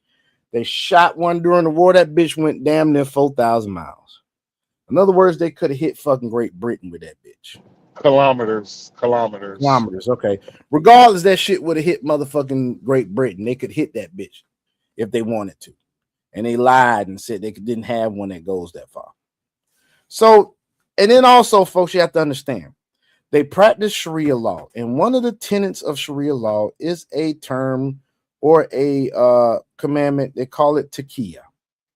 So, and when you're practicing taqiyya as a Muslim, that means that you are allowed by Allah to lie to promote your agenda or Islam. So in other words, any Muslim you see get on a public platform and say anything, I would not trust them at all. They are lying out of their they're lying. They're lying like a snake. Know what the so-called president of the United States was saying. He had made a complete 100-degree turn. He was saying that Iran must surrender unconditionally. Iran has no right to do this. It has no right to do that. President Trump responded directly to Iran's President Masoud Pezeshkian, saying he better watch his mouth, he better shape up, or we'll take over the rest of the country. The president also spoke about Bars, nigga. He said he better watch his mouth. He said he better watch. Don't let your mouth ride a check that your ass. Damn it. I'm that low type of nigga, and your ass is grass. Responded directly to Iran's President Masoud Pezeshkian, saying he better watch his mouth, he better shape up, or we'll take over the rest of the country. The president also spoke about Lebanon, where 5 Israeli soldiers were killed by Hezbollah in the course of 48 hours over the weekend. The Israelis responding with heavy airstrikes across southern Lebanon. Now, President Trump posted to Truth Social this morning saying Iran must immediately stop their highly paid proxies in Lebanon from causing trouble. If they don't, we'll hit Iran very hard again, just like we did last week, only harder. Iran continues to try and tie the situation in Lebanon to the broader memorandum of understanding with the United States of America. Well, now President Trump. Y'all do realize that in all actuality, they actually are protected. We can't kill all their leaders because ain't nobody gonna be able to sign the motherfucking peace deal. So we can't kill all their leaders. So they got that safety net. Other than that, shit, if I was daggum Trump, man, I'd be like, look, check this out, y'all. Let's just kill every motherfucker leadership. We already know where they fucking at. Let's just go ahead and kill every one of these motherfuckers, man. Because they not listening to shit. They don't want to damn act right. They not gonna fucking tell the truth. They got this damn Sharia law that's goddamn governing their ass. They not gonna fuck. Let's just kill their ass, man. Fuck it. We'll leave one living. One. That's what I would do. Is doing the same. Peter? Trey, thank you. For more, let's bring in Fox News contributor and host of the Hugh Hewitt Show, Hugh Hewitt. Hugh, I got to ask you about this news overnight. Strait of Hormuz closed. Now what? Well, I think what the president posted and Trey just referenced on Truth Social this morning, they've got to pull back Hezbollah and they've got to open the Strait of Hormuz, or we'll be back to the bombing. Now, I'm not one who put any faith in this MOU anyway, Peter. I think it's a letter of intent in real estate terms. Doesn't bind anyone. You might continue talking, but they're not going to bring back Munich in 1938 from Switzerland. I don't think the vice president's going to do that. I don't think special envoys Woodcock or Kushner are going to do that. I don't think the president will let them do that. So I actually believe we're in halftime of the battle, the current battle. Tomorrow marks the 1-year anniversary of Operation Midnight Hammer, when the president ordered the Fodor facility completely destroyed. And in that year, we've seen Iran terribly shaken. They massacred 40,000 of their own people, and they've been pummeled for 6 weeks. I think they're going to want to strike a nicer tone with everyone if they want to get out of this jam, because their country's fallen apart. They may have closed the strait again. That will not lead to anything productive for them, but probably a return to bombing. Ditto Hezbollah in Lebanon.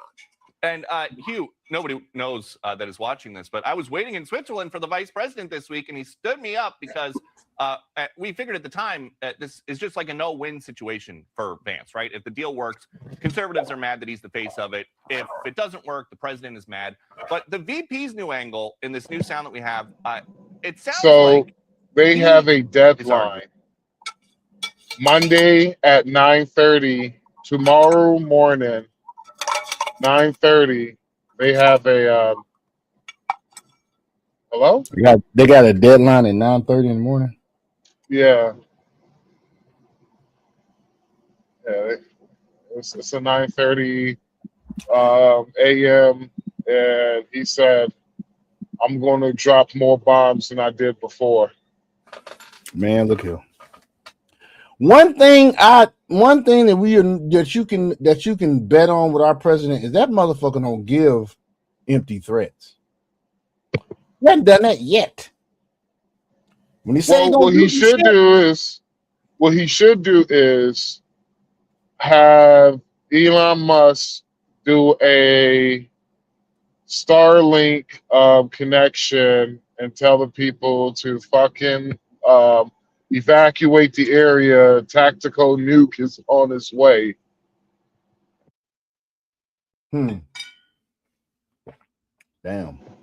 You know, hey, if they want to play games back with them. Only thing is the fallout from that shit, dude. It had to be a low power nuke. Like I probably would just drop a bunker buster on their ass. No, just if all they gotta do is I'm just saying I wouldn't even do that shit. I like if you want to play games with them. I wouldn't even drop a fucking nuke. I dropped the MOB. I mean the the mode, which is the mother of all bombs. Yeah, it's next level is nuclear. After that, it's right below it. That's a big motherfucker too. Oh, I wonder if we can find a film of that shit dropping. Let me see if I'm gonna let this play. Let me see. Type in on YouTube the MOAB bomb being dropped on ISIS, and it was Trump that did it too.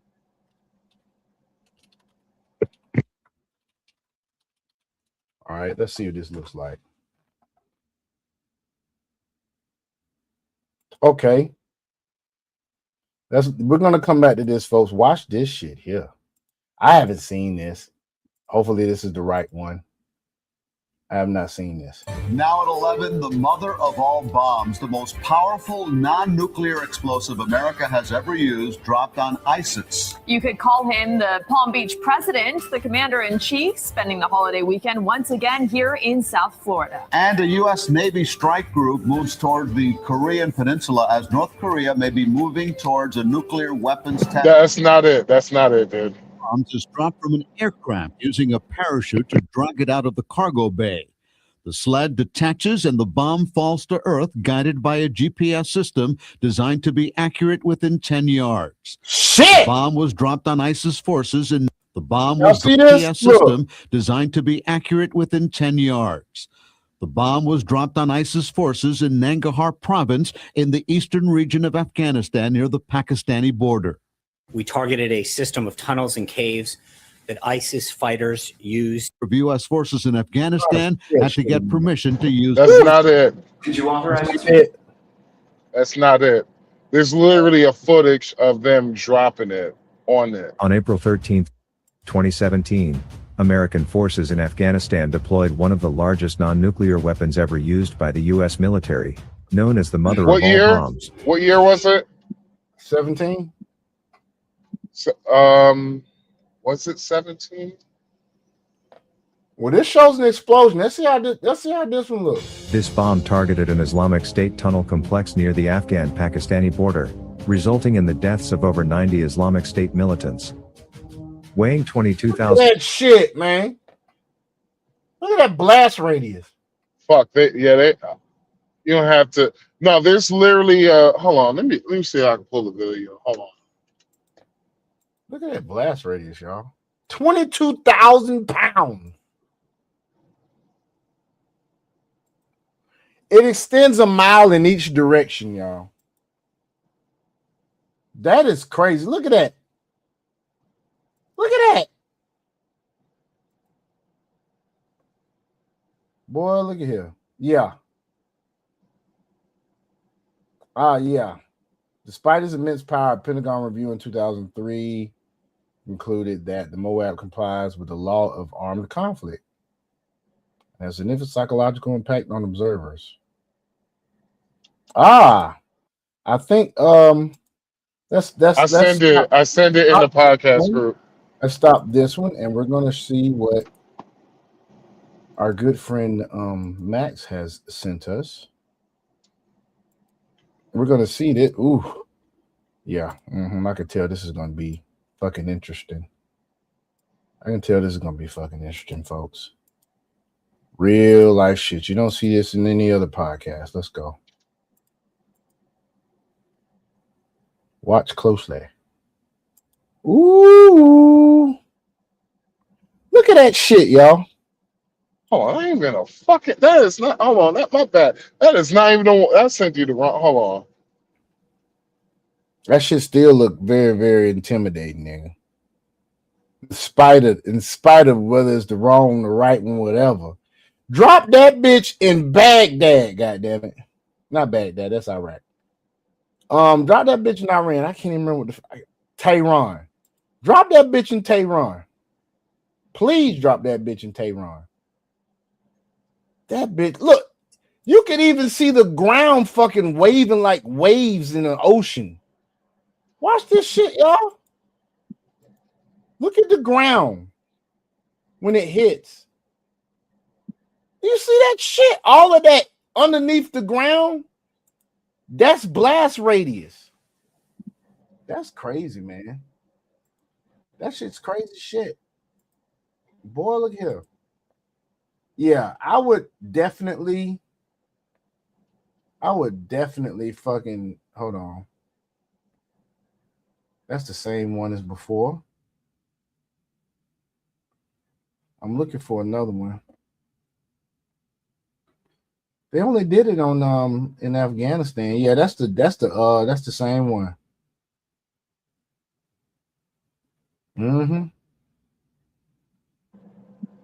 Yeah, that's it.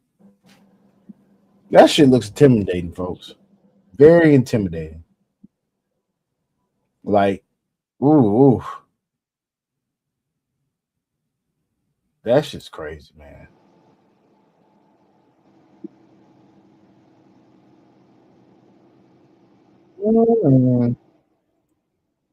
This shit looks just crazy, man. That we have something like this that's not nuclear.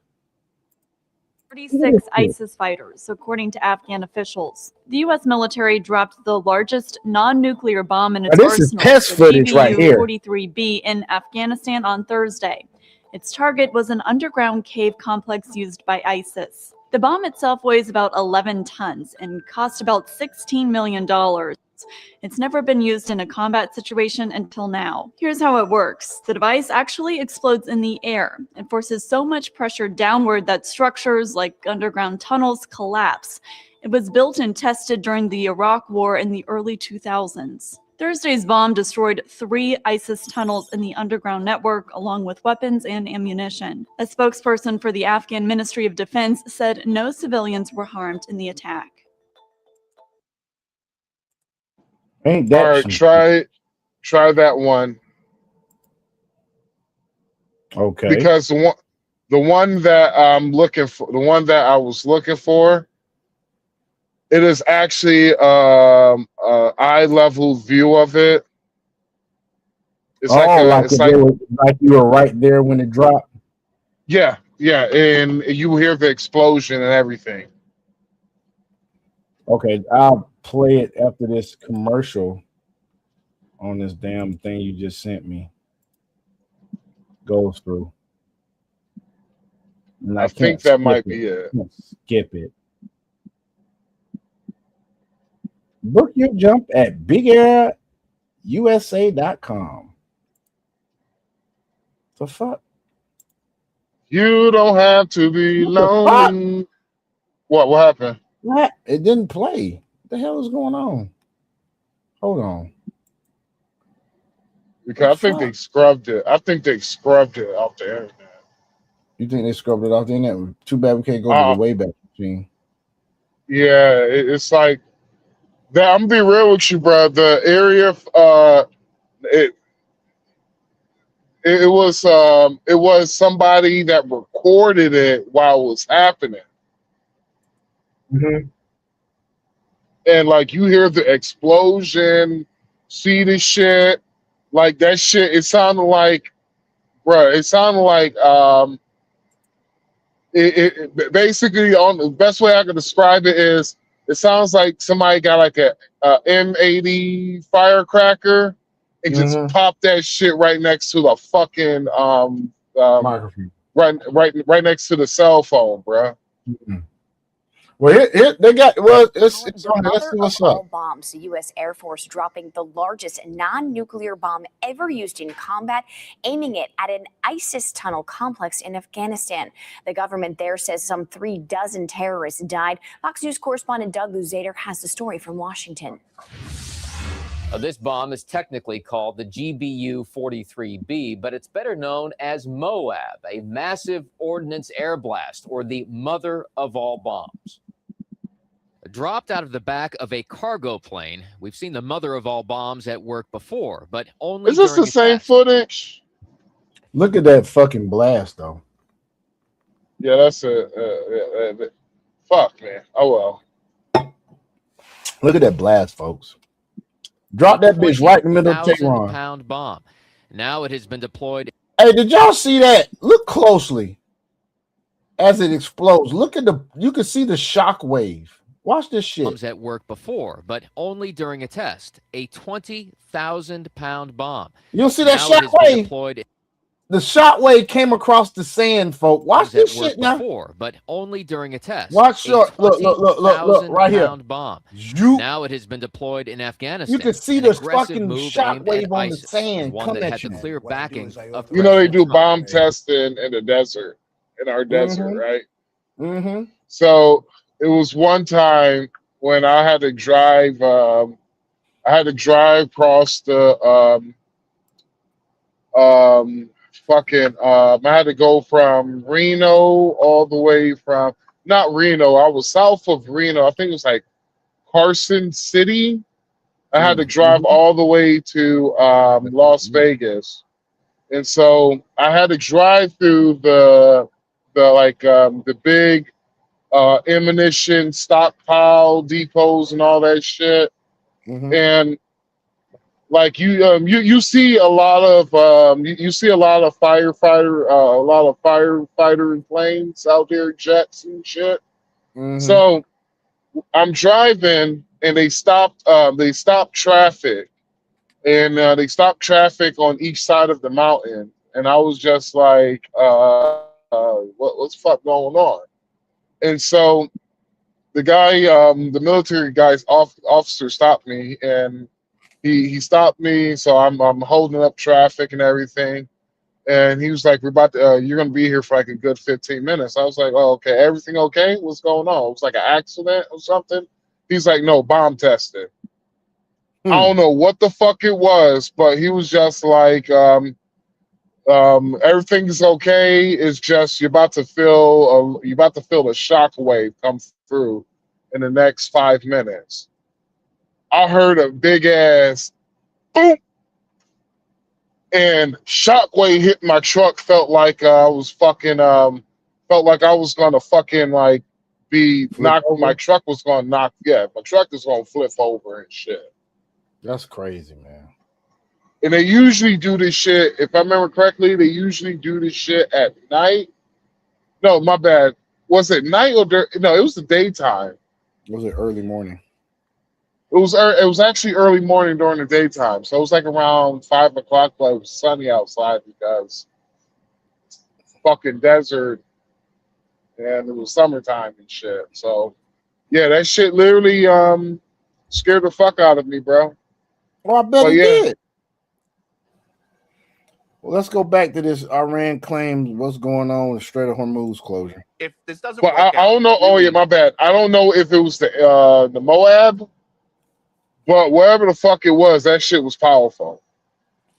They got I know two it wasn't big nuclear. Moab's the biggest. It's another one that's right up underneath that. I can't remember the name of it. It's the bunker shorter. buster bomb. Yeah, it's a little shorter. Looks fatter.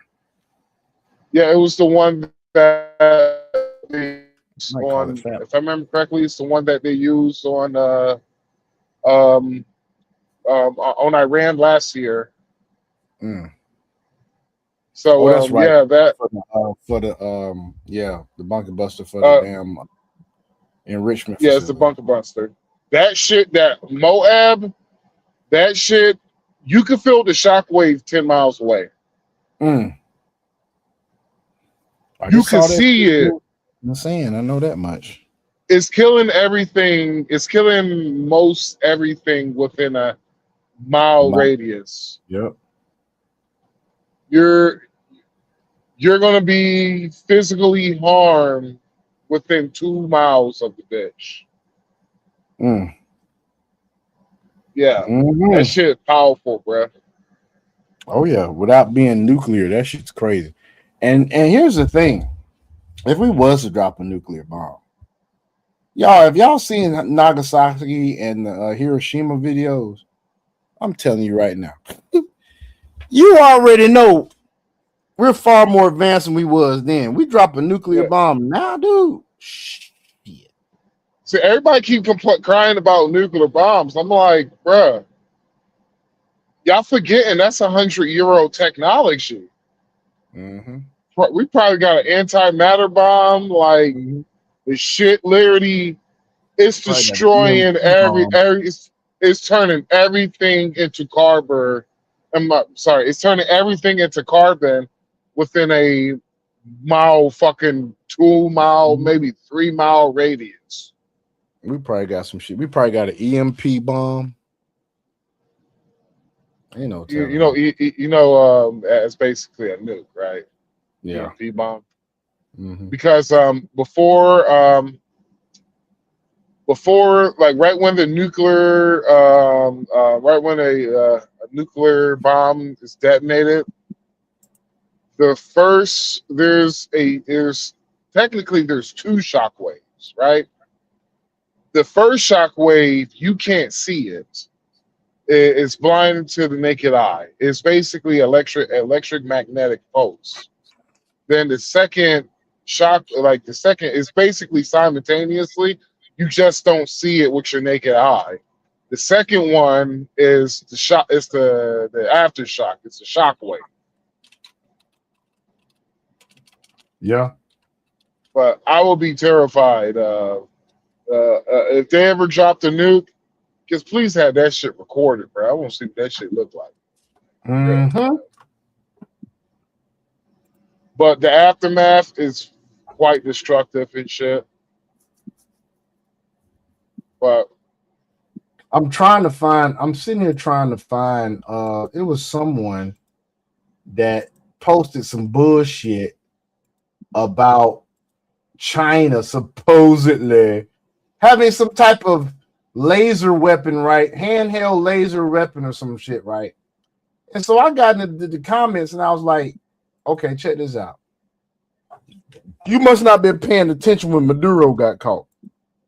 They said the U.S. used a weapon that incapacitated everybody within a certain range, and it wasn't even fatal. The bitch had them where they couldn't fucking move. Yeah. And y'all sitting there talking about China got this, China got that. When's the last time you bought something from China? Electronic. Huh? Shit's trash. It's already been reports of Chinese rockets. Since they don't pay their people well and they don't feed them well because of communists, they're not feeding their fucking soldiers well. Best believe it. These bitches been putting water in the fuselages of the fucking rockets, y'all, mixing it with fuel. And mind you, this whole Strait of Hormuz shit, what do you think it's done to fucking China's fucking economy? And you talking about they got a weapon. Bitch, please. I bought goddamn 2 fucking drones, same brand, same model, Chinese drones off the internet. My ex-wife bought these bitches. The damn remotes to each of the drones could control the other motherfucker. So in other words, my sons could not play with these bitches together, or they would fucking basically mess up each other's fucking drone, and they couldn't control it. They'd lose control of the shit. I seen the shit happen twice. Cause my ex-wife with her cheap ass. Excuse me, I'm not trying to talk bad about her, but she's very frugal. This motherfucker kept buying these goddamn Temu whatever motherfucking drones, and the shit kept having the same fucking problem. I was like, what the fuck is this? Why the fuck does this shit keep doing this shit? Oh, it's made in fucking China. You got to buy them 2 different goddamn brands of drones. Shit's crazy, man. Come on, let's keep going. Israel's fault. Listen to this. You're one sentence away from launching your. I promise, man. If I can remember, dude, I will get the ad-free shit. I will. It's going to be something we're just going to have to continuously manage to ensure that, Israel and Lebanon are both safe and secure. The big problem is that you have somebody will shoot and then somebody will respond, and you kind of have a chicken and egg problem where you just got to stop the shooting for long enough to get the ceasefire to hold. So is that a fair point that really, if this all blows up, it's the Israelis? No, and I didn't hear it that way. I heard the chicken and egg, which is not a great analogy because If it blows up, it's the Israelis and Hezbollah, because they both keep fucking firing at each other and won't fucking stop. I put more to blame on Hezbollah, but still. as Hezbollah is a terrorist occupying force in Lebanon. Israel had to go in and defend Israel's territory. The president has blessed that. I think the vice president I hope he's studying Ronald Reagan in Reykjavik in 1986, because sometime a disaster of a summit can turn into a big geostrategic political win. So if he walks away from Switzerland and said, these are idiots, these are lunatics, we can't deal with them, I think that increases his stock, because that's the actual truth. We know that the IRGC and the mullahs are nuts and they're lunatics, as the president has said, as Secretary Rubio has said.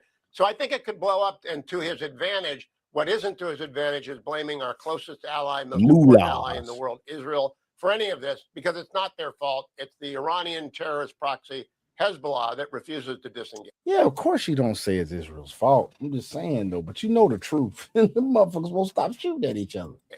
And it seems like it's like Hezbollah would do it because they're Hezbollah and they're crazy as shit. Israel would do it because they're trying to goddamn get back and defend folks. So, it is what it is.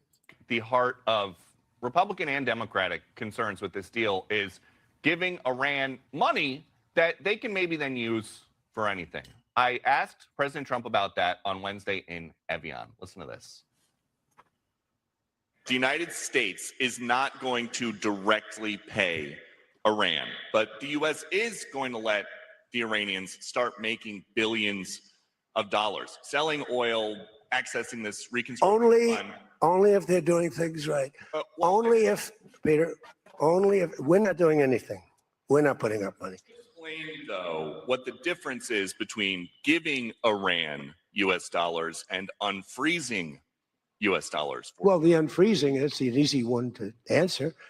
We have taken a lot of their money, and we have their money. We have taken their money. It's not our money. It's their money. Hugh, what do you think of that answer? Oh, it's an illuminating exchange, Peter, as was the one at the end when he said, I'll blame JD if it goes off the rails, when you asked him about that. What he's saying is there's a way for Iran to get their assets unfrozen. It would begin, for example, with the IAEA inspectors going into Pickaxe Mountain, which is the fourth big nuclear facility. It would begin if they simply stopped shooting and attacking the boats in the Strait of Hormuz like they did overnight. It would begin when they withdrew Hezbollah to north of Litani and get out of the grill of Israel. I don't think he's going to let anything get unfrozen until they've done all that. In the meantime, they can sell some oil if they've opened up the strait. That's about $5 billion a month. That's barely lunch money for the IRGC.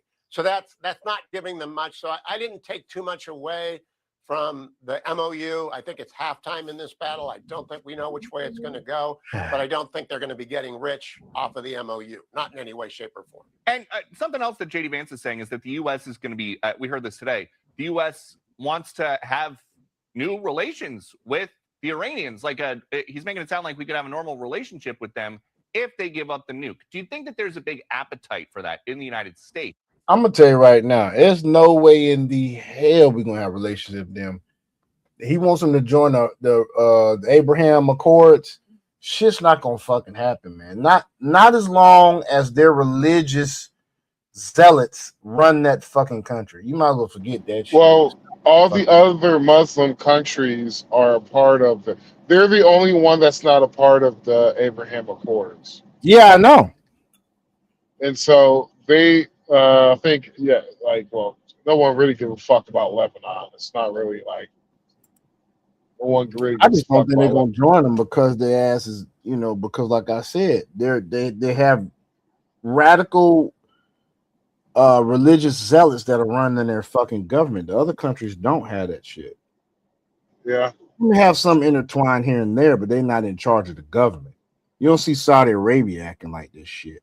Yeah, they're sheikhs and they got a crown prince and all that other bullshit.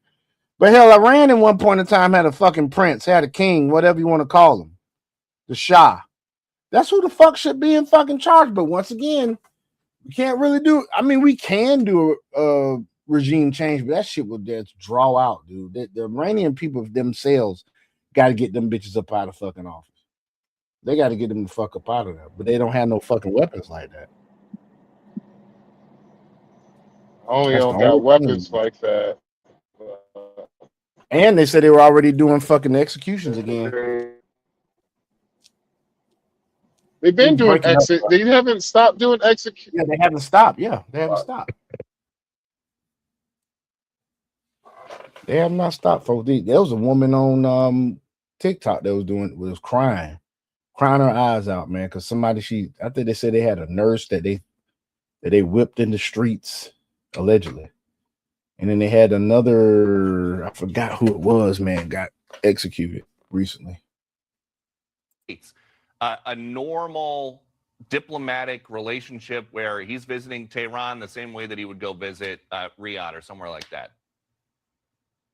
Only if the regime changed, Peter. There's a huge appetite for getting back to where we were in 1978 with Iran. They were a close ally. They were an ally of Israel. There are 92 million wonderful Persian people, Iranian people with extraordinary talents. We got a great diaspora in the United States. We'd love to go back to 1978 before Jimmy Carter screwed this all up and Ayatollah Khomeini came back. Democratic president Jimmy Carter, God rest his soul. But the IRGC, the Haiti, these knuckleheads who are their political leadership, they have no power. No, there's not much appetite for that. We would like for Iran to back away from their nuclear program, and maybe they change over time. But I'm not holding my breath to when I'm going to visit Tehran. I don't think that's ever going to happen in my lifetime unless the people rise up in the next year, which is possible. Yeah, the not people likely, got to but rise it's possible. And I don't think we're going to have the embassy reopen on Massachusetts Avenue, which is the old Iranian embassy, for a long, long time. Well, we'll see. Hugh Hewitt, happy Father's Day. Thank you. Yeah, folks. What you got to say about that, Max? I don't think it's going to happen either without that. I don't think it will. Man, I'm trying to go. I'm trying to go to the Dominican Republic. Trying to go home. Please end this fucking war, bruh. I know, right? Like, I'm like, see, Israel. Here's my problem with Israel right now. Israel don't realize that the American people have American people are tired of Israel at this point. They're tired of it. Mm-hmm. And so Israel don't realize is that I'm like, bruh, y'all keep fighting and shit. You're gonna fuck around and wonder we don't have the backing of America no more. That's what's gonna happen if you Mm-hmm. motherfuckers don't stop fighting and shit. No one wants a fucking war anymore. Man, motherfucker. They don't even got a fucking bathroom here. God damn it. Fuck, they got porta potties. I ain't use no fucking porta potty. Fuck that. Yeah. But yeah, so the American people don't have this. Clearly, you can see they don't have the stomach for war no more. We're softer people now. We're big schmade niggas. Let's just be real about it. We're big schmade niggas. We don't have the appetite for it. Only thing we got is the technology. So if Israel don't stop fighting, they're gonna fuck around and find themselves not having allyship with the United States no more. You're right. Which they better hope. Israel better pray that a Democratic president does not Democrats don't win in the next two elections. I hope they Next don't. two presidential elections. Or they better hopefully until what? 20 I say we might get 16 years of a Republican straight presidency. I hope the fuck we do. And I really so hope I the fuck we see do. I see that I do see that shit happening because it's how crazy the Democrats have become. And so they better hope that shit happens because if a Democrat wins the next presidential election, Israel could say goodbye to their allegiance with the United States. The Democrats will end that shit ASAP. Mm-hmm. Speaking of Democrats, right? I was doing a little research today.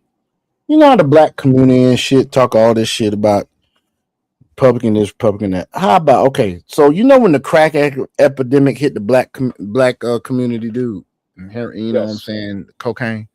That shit was supposedly between 81 and 90, right?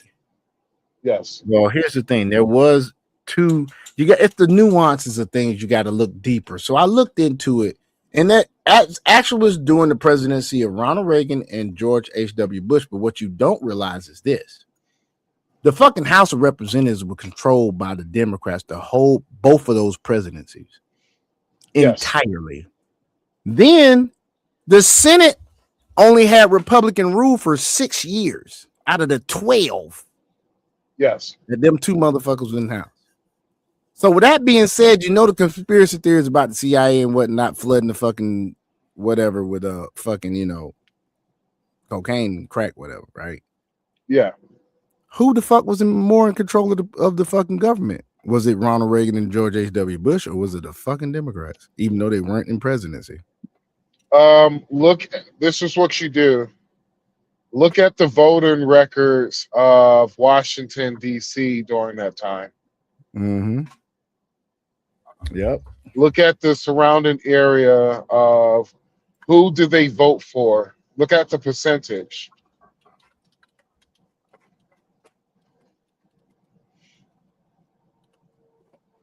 Because these unelected bureaucrats that they talk about a lot, they're not talking about Republicans. They're talking about Democrats. Oh, yeah. Mm-hmm. Guys, they got a congressional voting, what's it called? There's a tracking Congress and the White House, govtrack.usa. I wonder if it'll let you do. Damn it. I'm trying to see if it'll let. Hold on. That shit goes back a long way. That shit goes all the way back to 1789. Shit. Well, let's just look at 1980. little bit more into it. 83.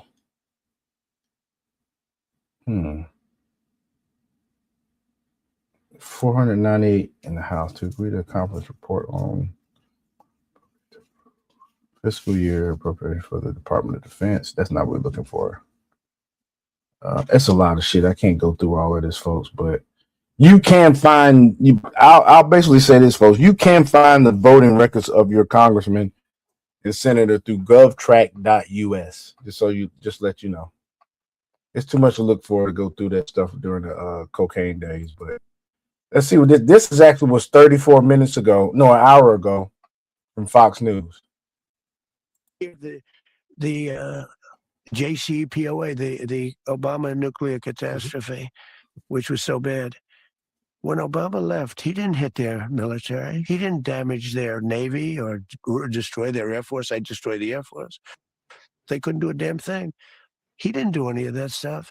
He didn't kill their leadership. Hold on, why does it seem like this shit? This says Fox News, but this shit seems like it's AI or some shit. I did twice, 2.5 times to be exact. He didn't do anything to Soleimani. I killed Soleimani. President Trump is defending his Iran strategy while ripping Barack Obama's weak nuclear deal.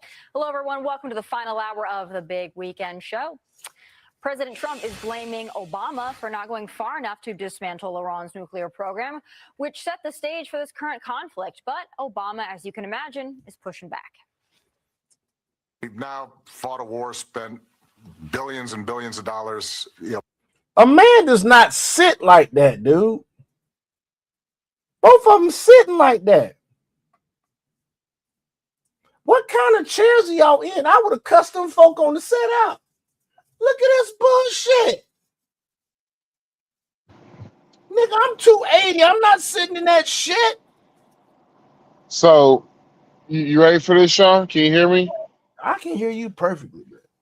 Last time, Republicans have, if I remember correctly, Republicans have never won Washington, D.C. They never what? I think it was one time. That was 1961. What you mean? That was the only time Washington, D.C. ever been Republican. Oh, you mean like total control of the House and the Senate? No. When we're talking about unelected bureaucrats, what you do is you go about the voting record of Washington, D.C. and all around it. So if Washington, D.C. is 90% blue, all around that circle, Washington, D.C. is going to vote blue, right? Only time the Republicans ever won D.C., I think it was 1961. Damn. Probably including city council members and everything, dude. The highest number of Republicans voting for a president was 1972. That was Richard Nixon, and that was 21%. Damn. So when it comes to, can't make this shit up. The people who flooded the black community were Democrats. Unelected bureaucrats who were Democrats. That was my point bringing it up. The people who locked y'all ass up was Democrats. Crime bill. Joe Biden authored it. Clinton signed it. And you over here hating this dude Trump, and Trump daggum came up with the First Step Act. It's crazy, man. Shit crazy, dude. Put an enormous strain on our military. A lot of people have died. And it feels like we're back where we were before we started the war, except maybe a little bit worse, awfully.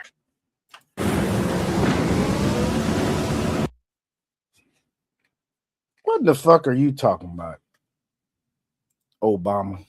So what did former President Obama's Iran deal actually do? Well, Joey Jones is at the big board to break it all down. Yeah, guys. Hey, listen, we're at the big board. I've even got a bigger iPad this time, so we're going to try to get this done. So some of the things that kind of stand out, and when compared to what's happening now about this, is that every single limitation or every single restriction on Iran under the JCPOA timed out. Some of them as few as 5 to 7 years, some of them as long as 25 to 30 years, but every single stipulation timed out. I want to hit only the big points. Y'all see this shit? They had a 10 to 15 year fucking expiration on fucking the deal. Mind you, let's say he made it in his first term. That means that shit goes out before,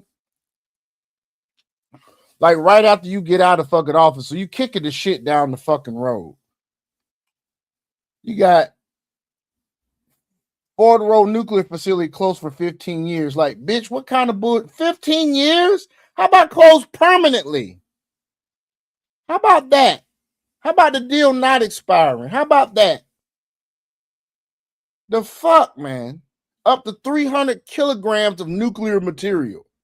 Up to 3.67% enriched uranium. Now, that's not bad. You got to be up past 20 for it to be, really got to be past 60 to make it a bomb, but anything past 20 is not used for energy. There's no need for it. Because you can't really juxtapose a finished negotiated deal that has fine details with a memorandum of understanding that doesn't. So, but I do want to give people an idea of how these are different and how they're similar. So it said, up to 300 kilograms of nuclear material. The level of enrichment was stipulated, and then how they were going to monitor it. It said the IAEA would watch over Iran's nuclear program, but even that was limited to, a certain amount of time. It was limited on years as far as who was allowed in and when. Iran had a lot of say over that. That was one of the biggest complaints, was the way Iran was going to do it. You really wouldn't have a chance to overlook things. The deal itself expired in 10 to 15 years. So even if there were parts of it that lasted 25 years, after 10 to 15 years, would it matter? But some of the things, the enrichment limitations, only 10 to 15 years. They had, for 15 years, they could keep that stockpile of 3.67% enriched uranium, knowing that they had uranium enriched much more than that. And then also the sanctions, they ultimately were going to relieve the same sanctions that we're talking about doing now. The difference is they had it stipulated line by line, and J.D. Vance has said things like, if they perform well, because we don't have an ironed out deal yet, but they were relieving sanctions on oil and gas, relieving sanctions on banking and other stuff to include certain individuals that had sanctions against them. Most of those people are dead now, so that part doesn't really apply to this one. So that's what you're looking at. And then they were blocking supposedly routes to get plutonium, which is the enriched uranium, plutonium-239. But basically, all of that is kind of taken care of in this deal, and we'll explain that too. So Joey, what was Iran's uranium and nuclear stockpile before the Obama deal compared to now? Yeah, so here's something that Democrats might use as their own talking point, but I want to explain how it isn't. So what we knew of in February of 2014 was 161 kilograms of uranium. We call it yellow cake. So what this is, that's a pile of the yellow cake on like a mirror. So it's making a triangle, it's really a little pyramid. And so that's what we knew about. And then you look, and from 2014 to 2026, 441 kilograms. So it pretty much tripled, almost quadrupled. In that that shit almost quadrupled. More. The reason why I'm pointing that out is they had no intention of stopping their enrichment program. And what's really important here is that if you'll remember, right before Epic Fury started, Jared Kushner, Steve Witkoff were over there, and the Iranians told us braggadociously, hey, we've got enough enriched uranium right now for 11 warheads. Back then it was 1 to 2. And the reason why I point that out is you don't do that in that amount of time, because President Trump backed out of the JCPOA in 2020, or in, what was it, 2024, 23, I can't remember the year. We'll get that. I'll post it online. But you don't do that in basically 10 years and say that you were abiding by it to begin with. In other words, the amount of growth is evidence that they weren't abiding by the JCPOA, which is why President Trump felt like this is something that needed to be dealt with Operation Midnight Hammer, and we talk about that in a second. Wow, those are some really alarming stats that you've got there, Joey. And I want to find out more from you about, what Iran's new. Guys, that is 972.239 pounds of uranium. at 441 kilograms. Let's see how much 100. Okay.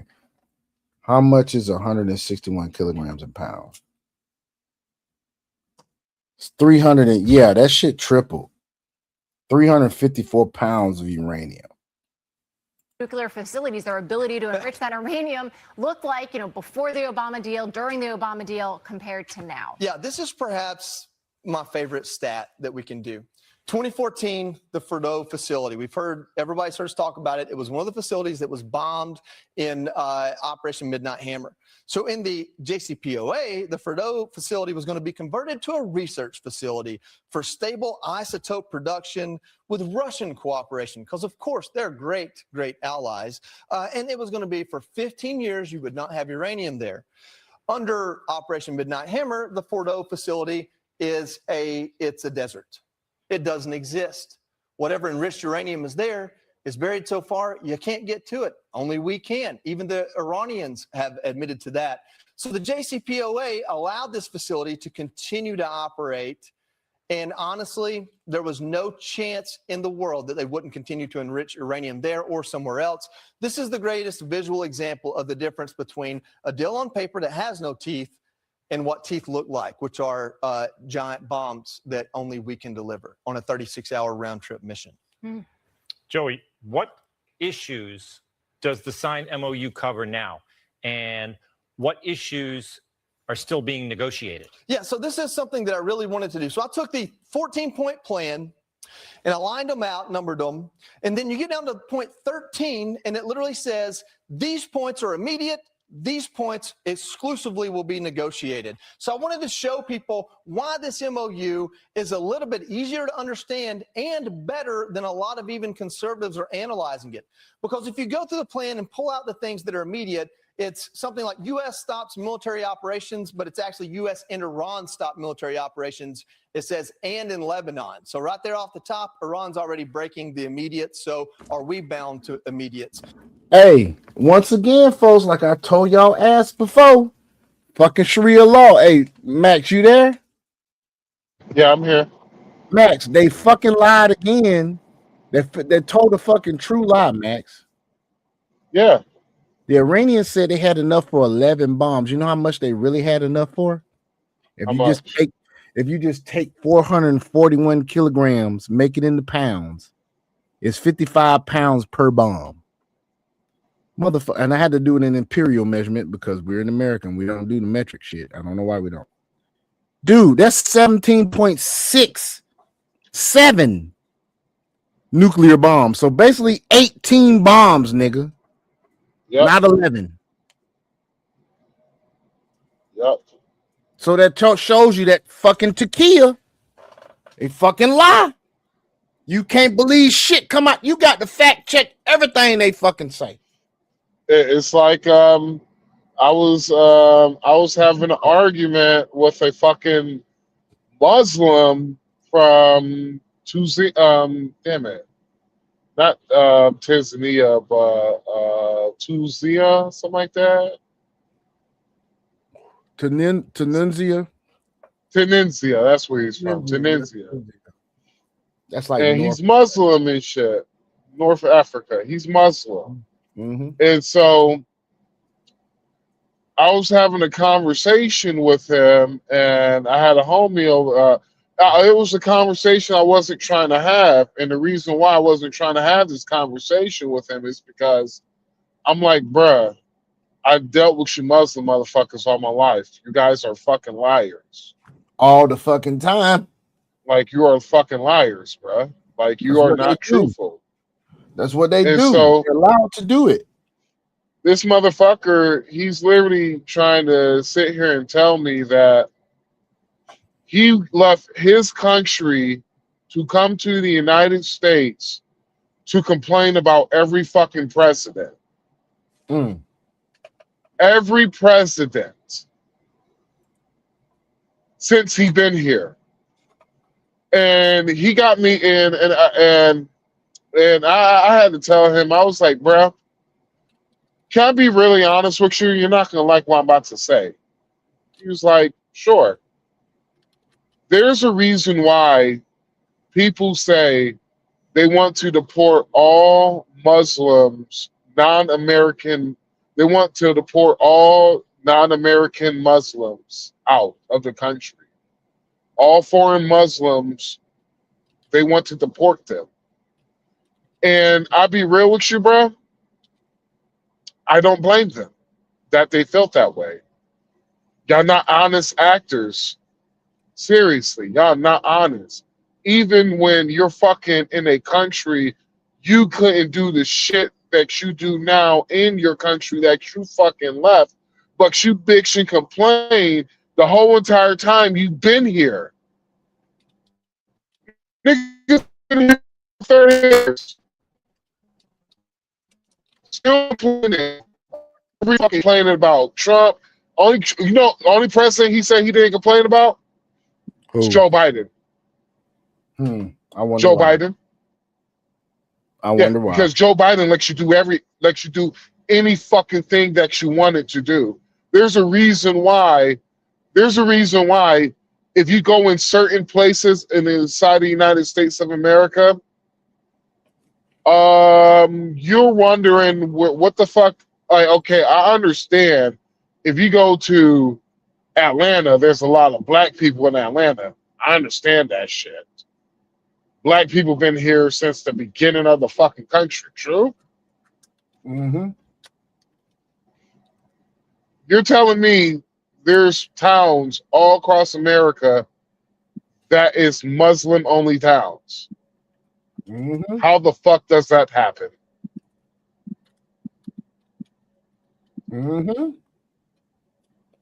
But these are the same people that votes Democrat, but the Sharia law that they follow go against a lot of the shit of the Democrats do. Literally, a Muslim guy during the interview said the reason why they go for the Democrats is because they feel Democrats are the weaker party, and so it's easy to take over when the weak controls everything. Look at Dearborn, Michigan. I remember when Dearborn, Michigan, where there was a lot of white folks in Dearborn, Michigan. That shit is fucking.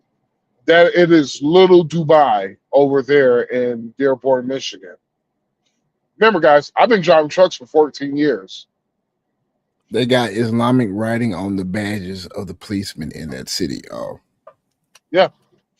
I remember when Dearborn, Michigan was mainly fucking white. Yep. Then one day, yeah, and these. Remember when I said the story earlier about the Minnesota chick? That's why I told her, and I told her, I was like, "Ma'am, you are a fucking white woman. Do you think you are built living in your do you think you are built to live in your city being a minority? You ain't built for that shit. You don't even fucking know what it's like to not be the dominant race in your own fucking city. And you loud motherfuckers who really don't give a shit about you to take over. Not only they took over, but you don't give a fuck about what they're going to do to you. Then you want to call me a racist? I'm like, no, I ain't fucking being racist. That's you being fucking ignorant. At least as a black man, I know, at least you know my plight against you is. True? Mm-hmm. You know my problem against what most black people problem is against white people, but and it didn't make no fucking sense, man. It was how much she was defending these motherfuckers. And I was like, billions of dollars in medic fraud. Like all this fraud shit that you have been seeing, bruh, they all have the same fucking, they all met the same fucking requirements, bruh. A lot of this fucking fraud, Somalis, they're fucking Muslims. Mm-hmm. A lot of these fucking fraud, you see a good amount of fraud are coming from Muslims. The fraud that happened, and maybe I might be biased because I have had problems with Muslims all my life. So maybe I might be biased. But I have friends who are Muslims. I don't hate them. They are American-born Muslims. And they're the same ones that told me about what the Muslims do. They're the ones that basically put me on game about what the Muslims do. They all have said the same thing. They're not fucking honest people. They lie all the time. Mm-hmm. And what's crazy is I was just reading up on tequila. It wasn't originally meant to be used in deception, but they're using it in deception. And that's based off the Quran.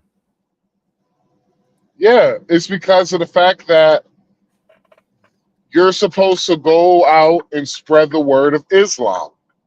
True? That's what it says, yo. But it also says that originally it was meant to be where you conceal your faith in order to save your life. Yep. But now it's been twisted around now. And now these modern Muslims, these Shias, more importantly the Shia, because it says specifically the Shia Muslims, are the ones that enact it more than anything else. And they also allow it to be used against themselves, which is really crazy. So now you are, Allah is saying it's okay for you to lie to your fellow Muslim. And Shia, the Shia sect beliefs. So now reading right about it. I was reading about it, and guess what? I was reading it from a fucking article written by Islamists. I guess that's how you say that shit.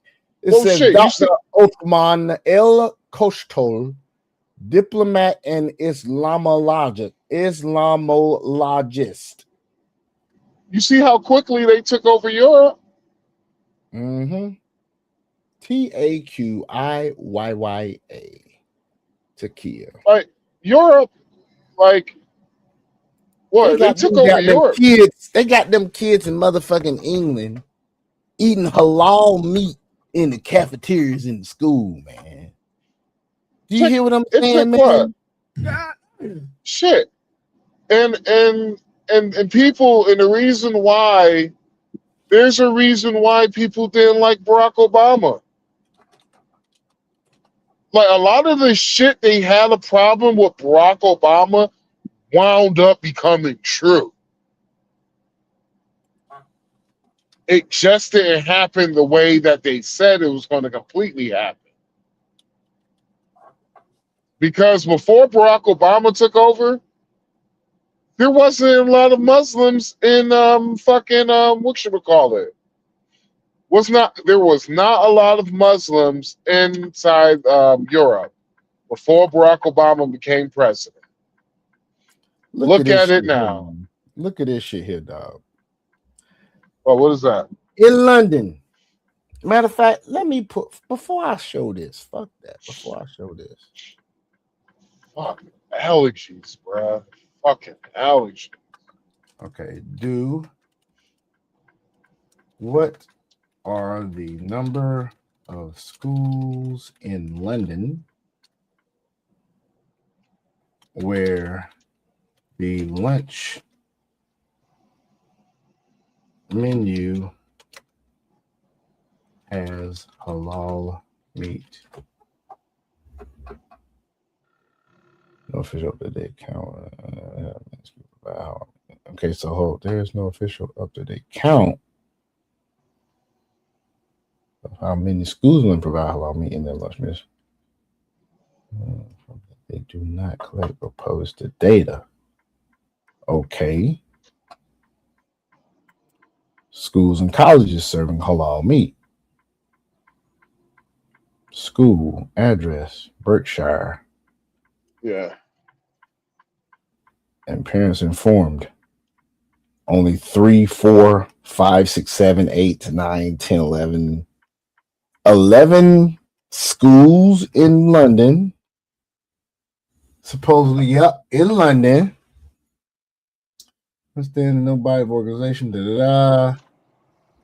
In London, 11 schools in London where they inform the parents that they're serving halal meat in the school, right?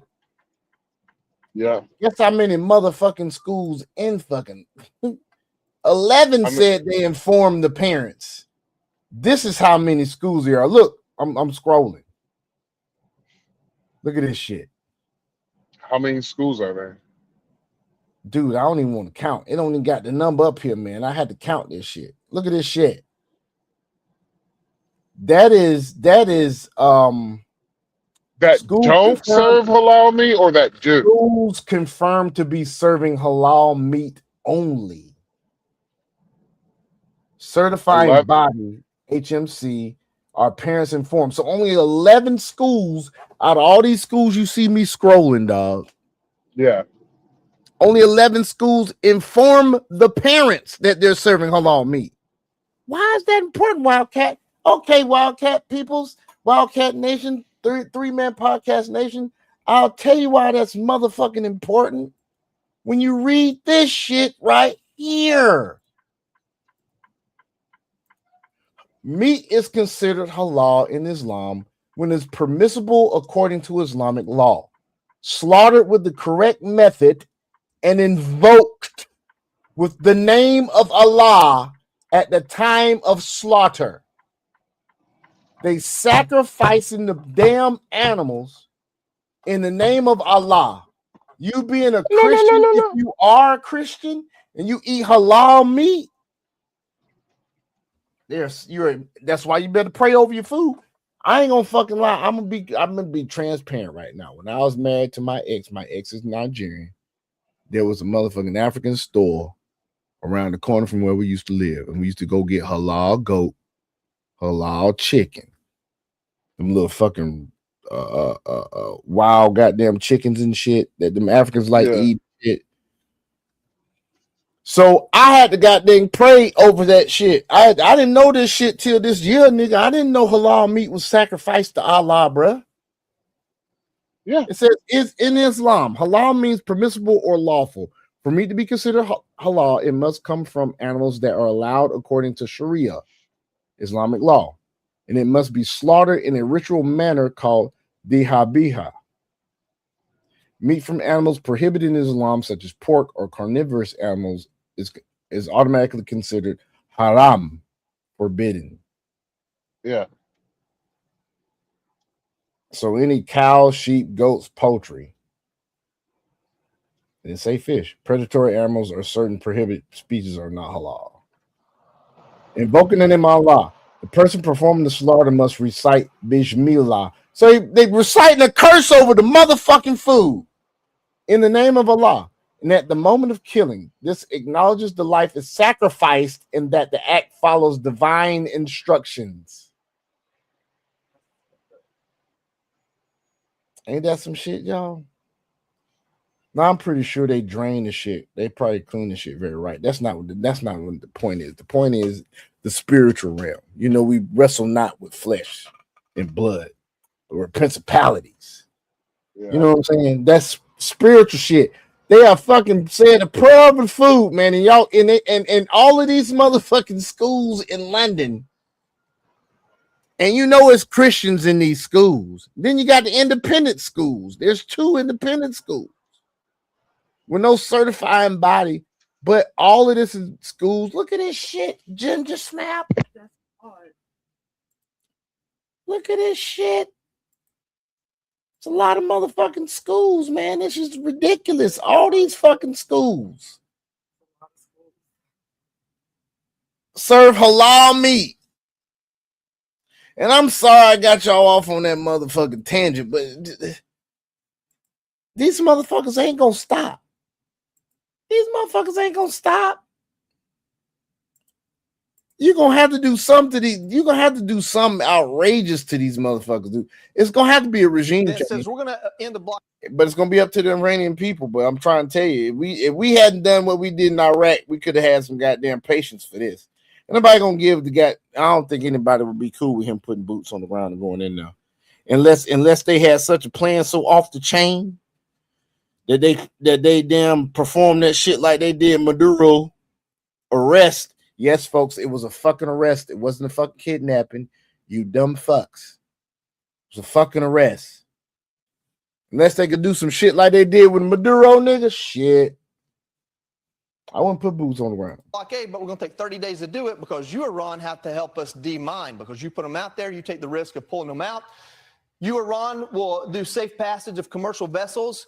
Now, that's the one point in this MOU that I had trouble understanding why we allowed them to put there would be no tolls for the 60 days only. So it kind of opens the door, almost a promissory of could they do tolls again? But President Trump posted, hey, we might be the ones doing the tolls because we're the guardian angels here. It says the U.S. would issue waivers for Iran to export oil and then unfreeze assets. But the unfreeze assets in that MOU says how they do that will be ironed out in this negotiation. So it's not automatic like people are interpreting it. But then the things that have to be negotiated, this is the meat and potatoes. And what I'm learning here and what most people should say is this is a 60-day ceasefire with a little bit of goodwill on paper. We're finding out what the deal that would be compared to JCPOA is through this negotiation. It doesn't exist yet. So it's respect each other's sovereignty. I think that has to do with cyber attacks and maybe, trying to assassinate the president like Iran has done. Iran would have no nuclear weapons. Obviously, already Iran's saying that they're not exactly on board with that. So we'll figure that out. It extends, it maintains the status quo nuclear program. So basically it says for next 60 days, don't you try to go get your dust out of Fordo and these other facilities. Don't you go try a centrifuge. The $300 billion for reconstruction. Again, this is something. What's up, bro? Man, I'm gonna have to end it off, bro. I think I just came down for cold and shit. Damn, dude. You hear me sniffing? Yeah. Yeah, I can hear you, man. Well, I'm just gonna play this out and end the live, bro. All right, bro. Hope you feel better, man. It's still My bad, bro. That last 30 minutes was hard as fuck, bro. I know, man. It's all good, man. It's all good, man. All right, everybody. Peace out, y'all. I think it's just Alex just got us all kicked it. Huh.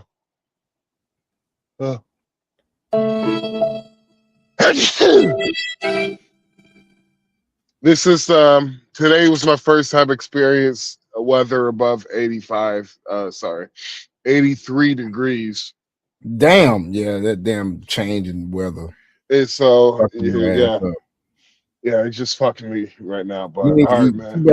Too bad you can have like one of them little mist machines, them little vapor machines. Bless you while you sleep. That would be cool, bro. All right, man. I hope you feel better, man. Like I said, I'm gonna finish this out, then we're gonna goddamn end the live, folks. We'll see what else they say. Peace say out. Bye. Peace out. Now our government, the administration is saying we're not putting that money in there. If we can get them to agree to all these other things, maybe some other countries want to invest in them and make some money off of a growing economy. The sanctions, seeking a United Nations Security Council resolution worth its weight in paper, probably, and then a mechanism to implement the final deal. The point here is simply there are two sides to this MOU. There's the little things we'll do now to keep from being in a hot war. And then there's all this other stuff that still has to be negotiated. Maybe we all jumped the shark a little bit in applauding this as peace, but it was a step towards peace that didn't include killing more people, and it leaves all the important things still to be negotiated. What the MOU did is it outlined more so what we would do because we're the legitimate country here, and now they're in there negotiating, trying to pin down what we're going to make Iran do or make them promise to do in order for any of this stuff to ever come to fruition.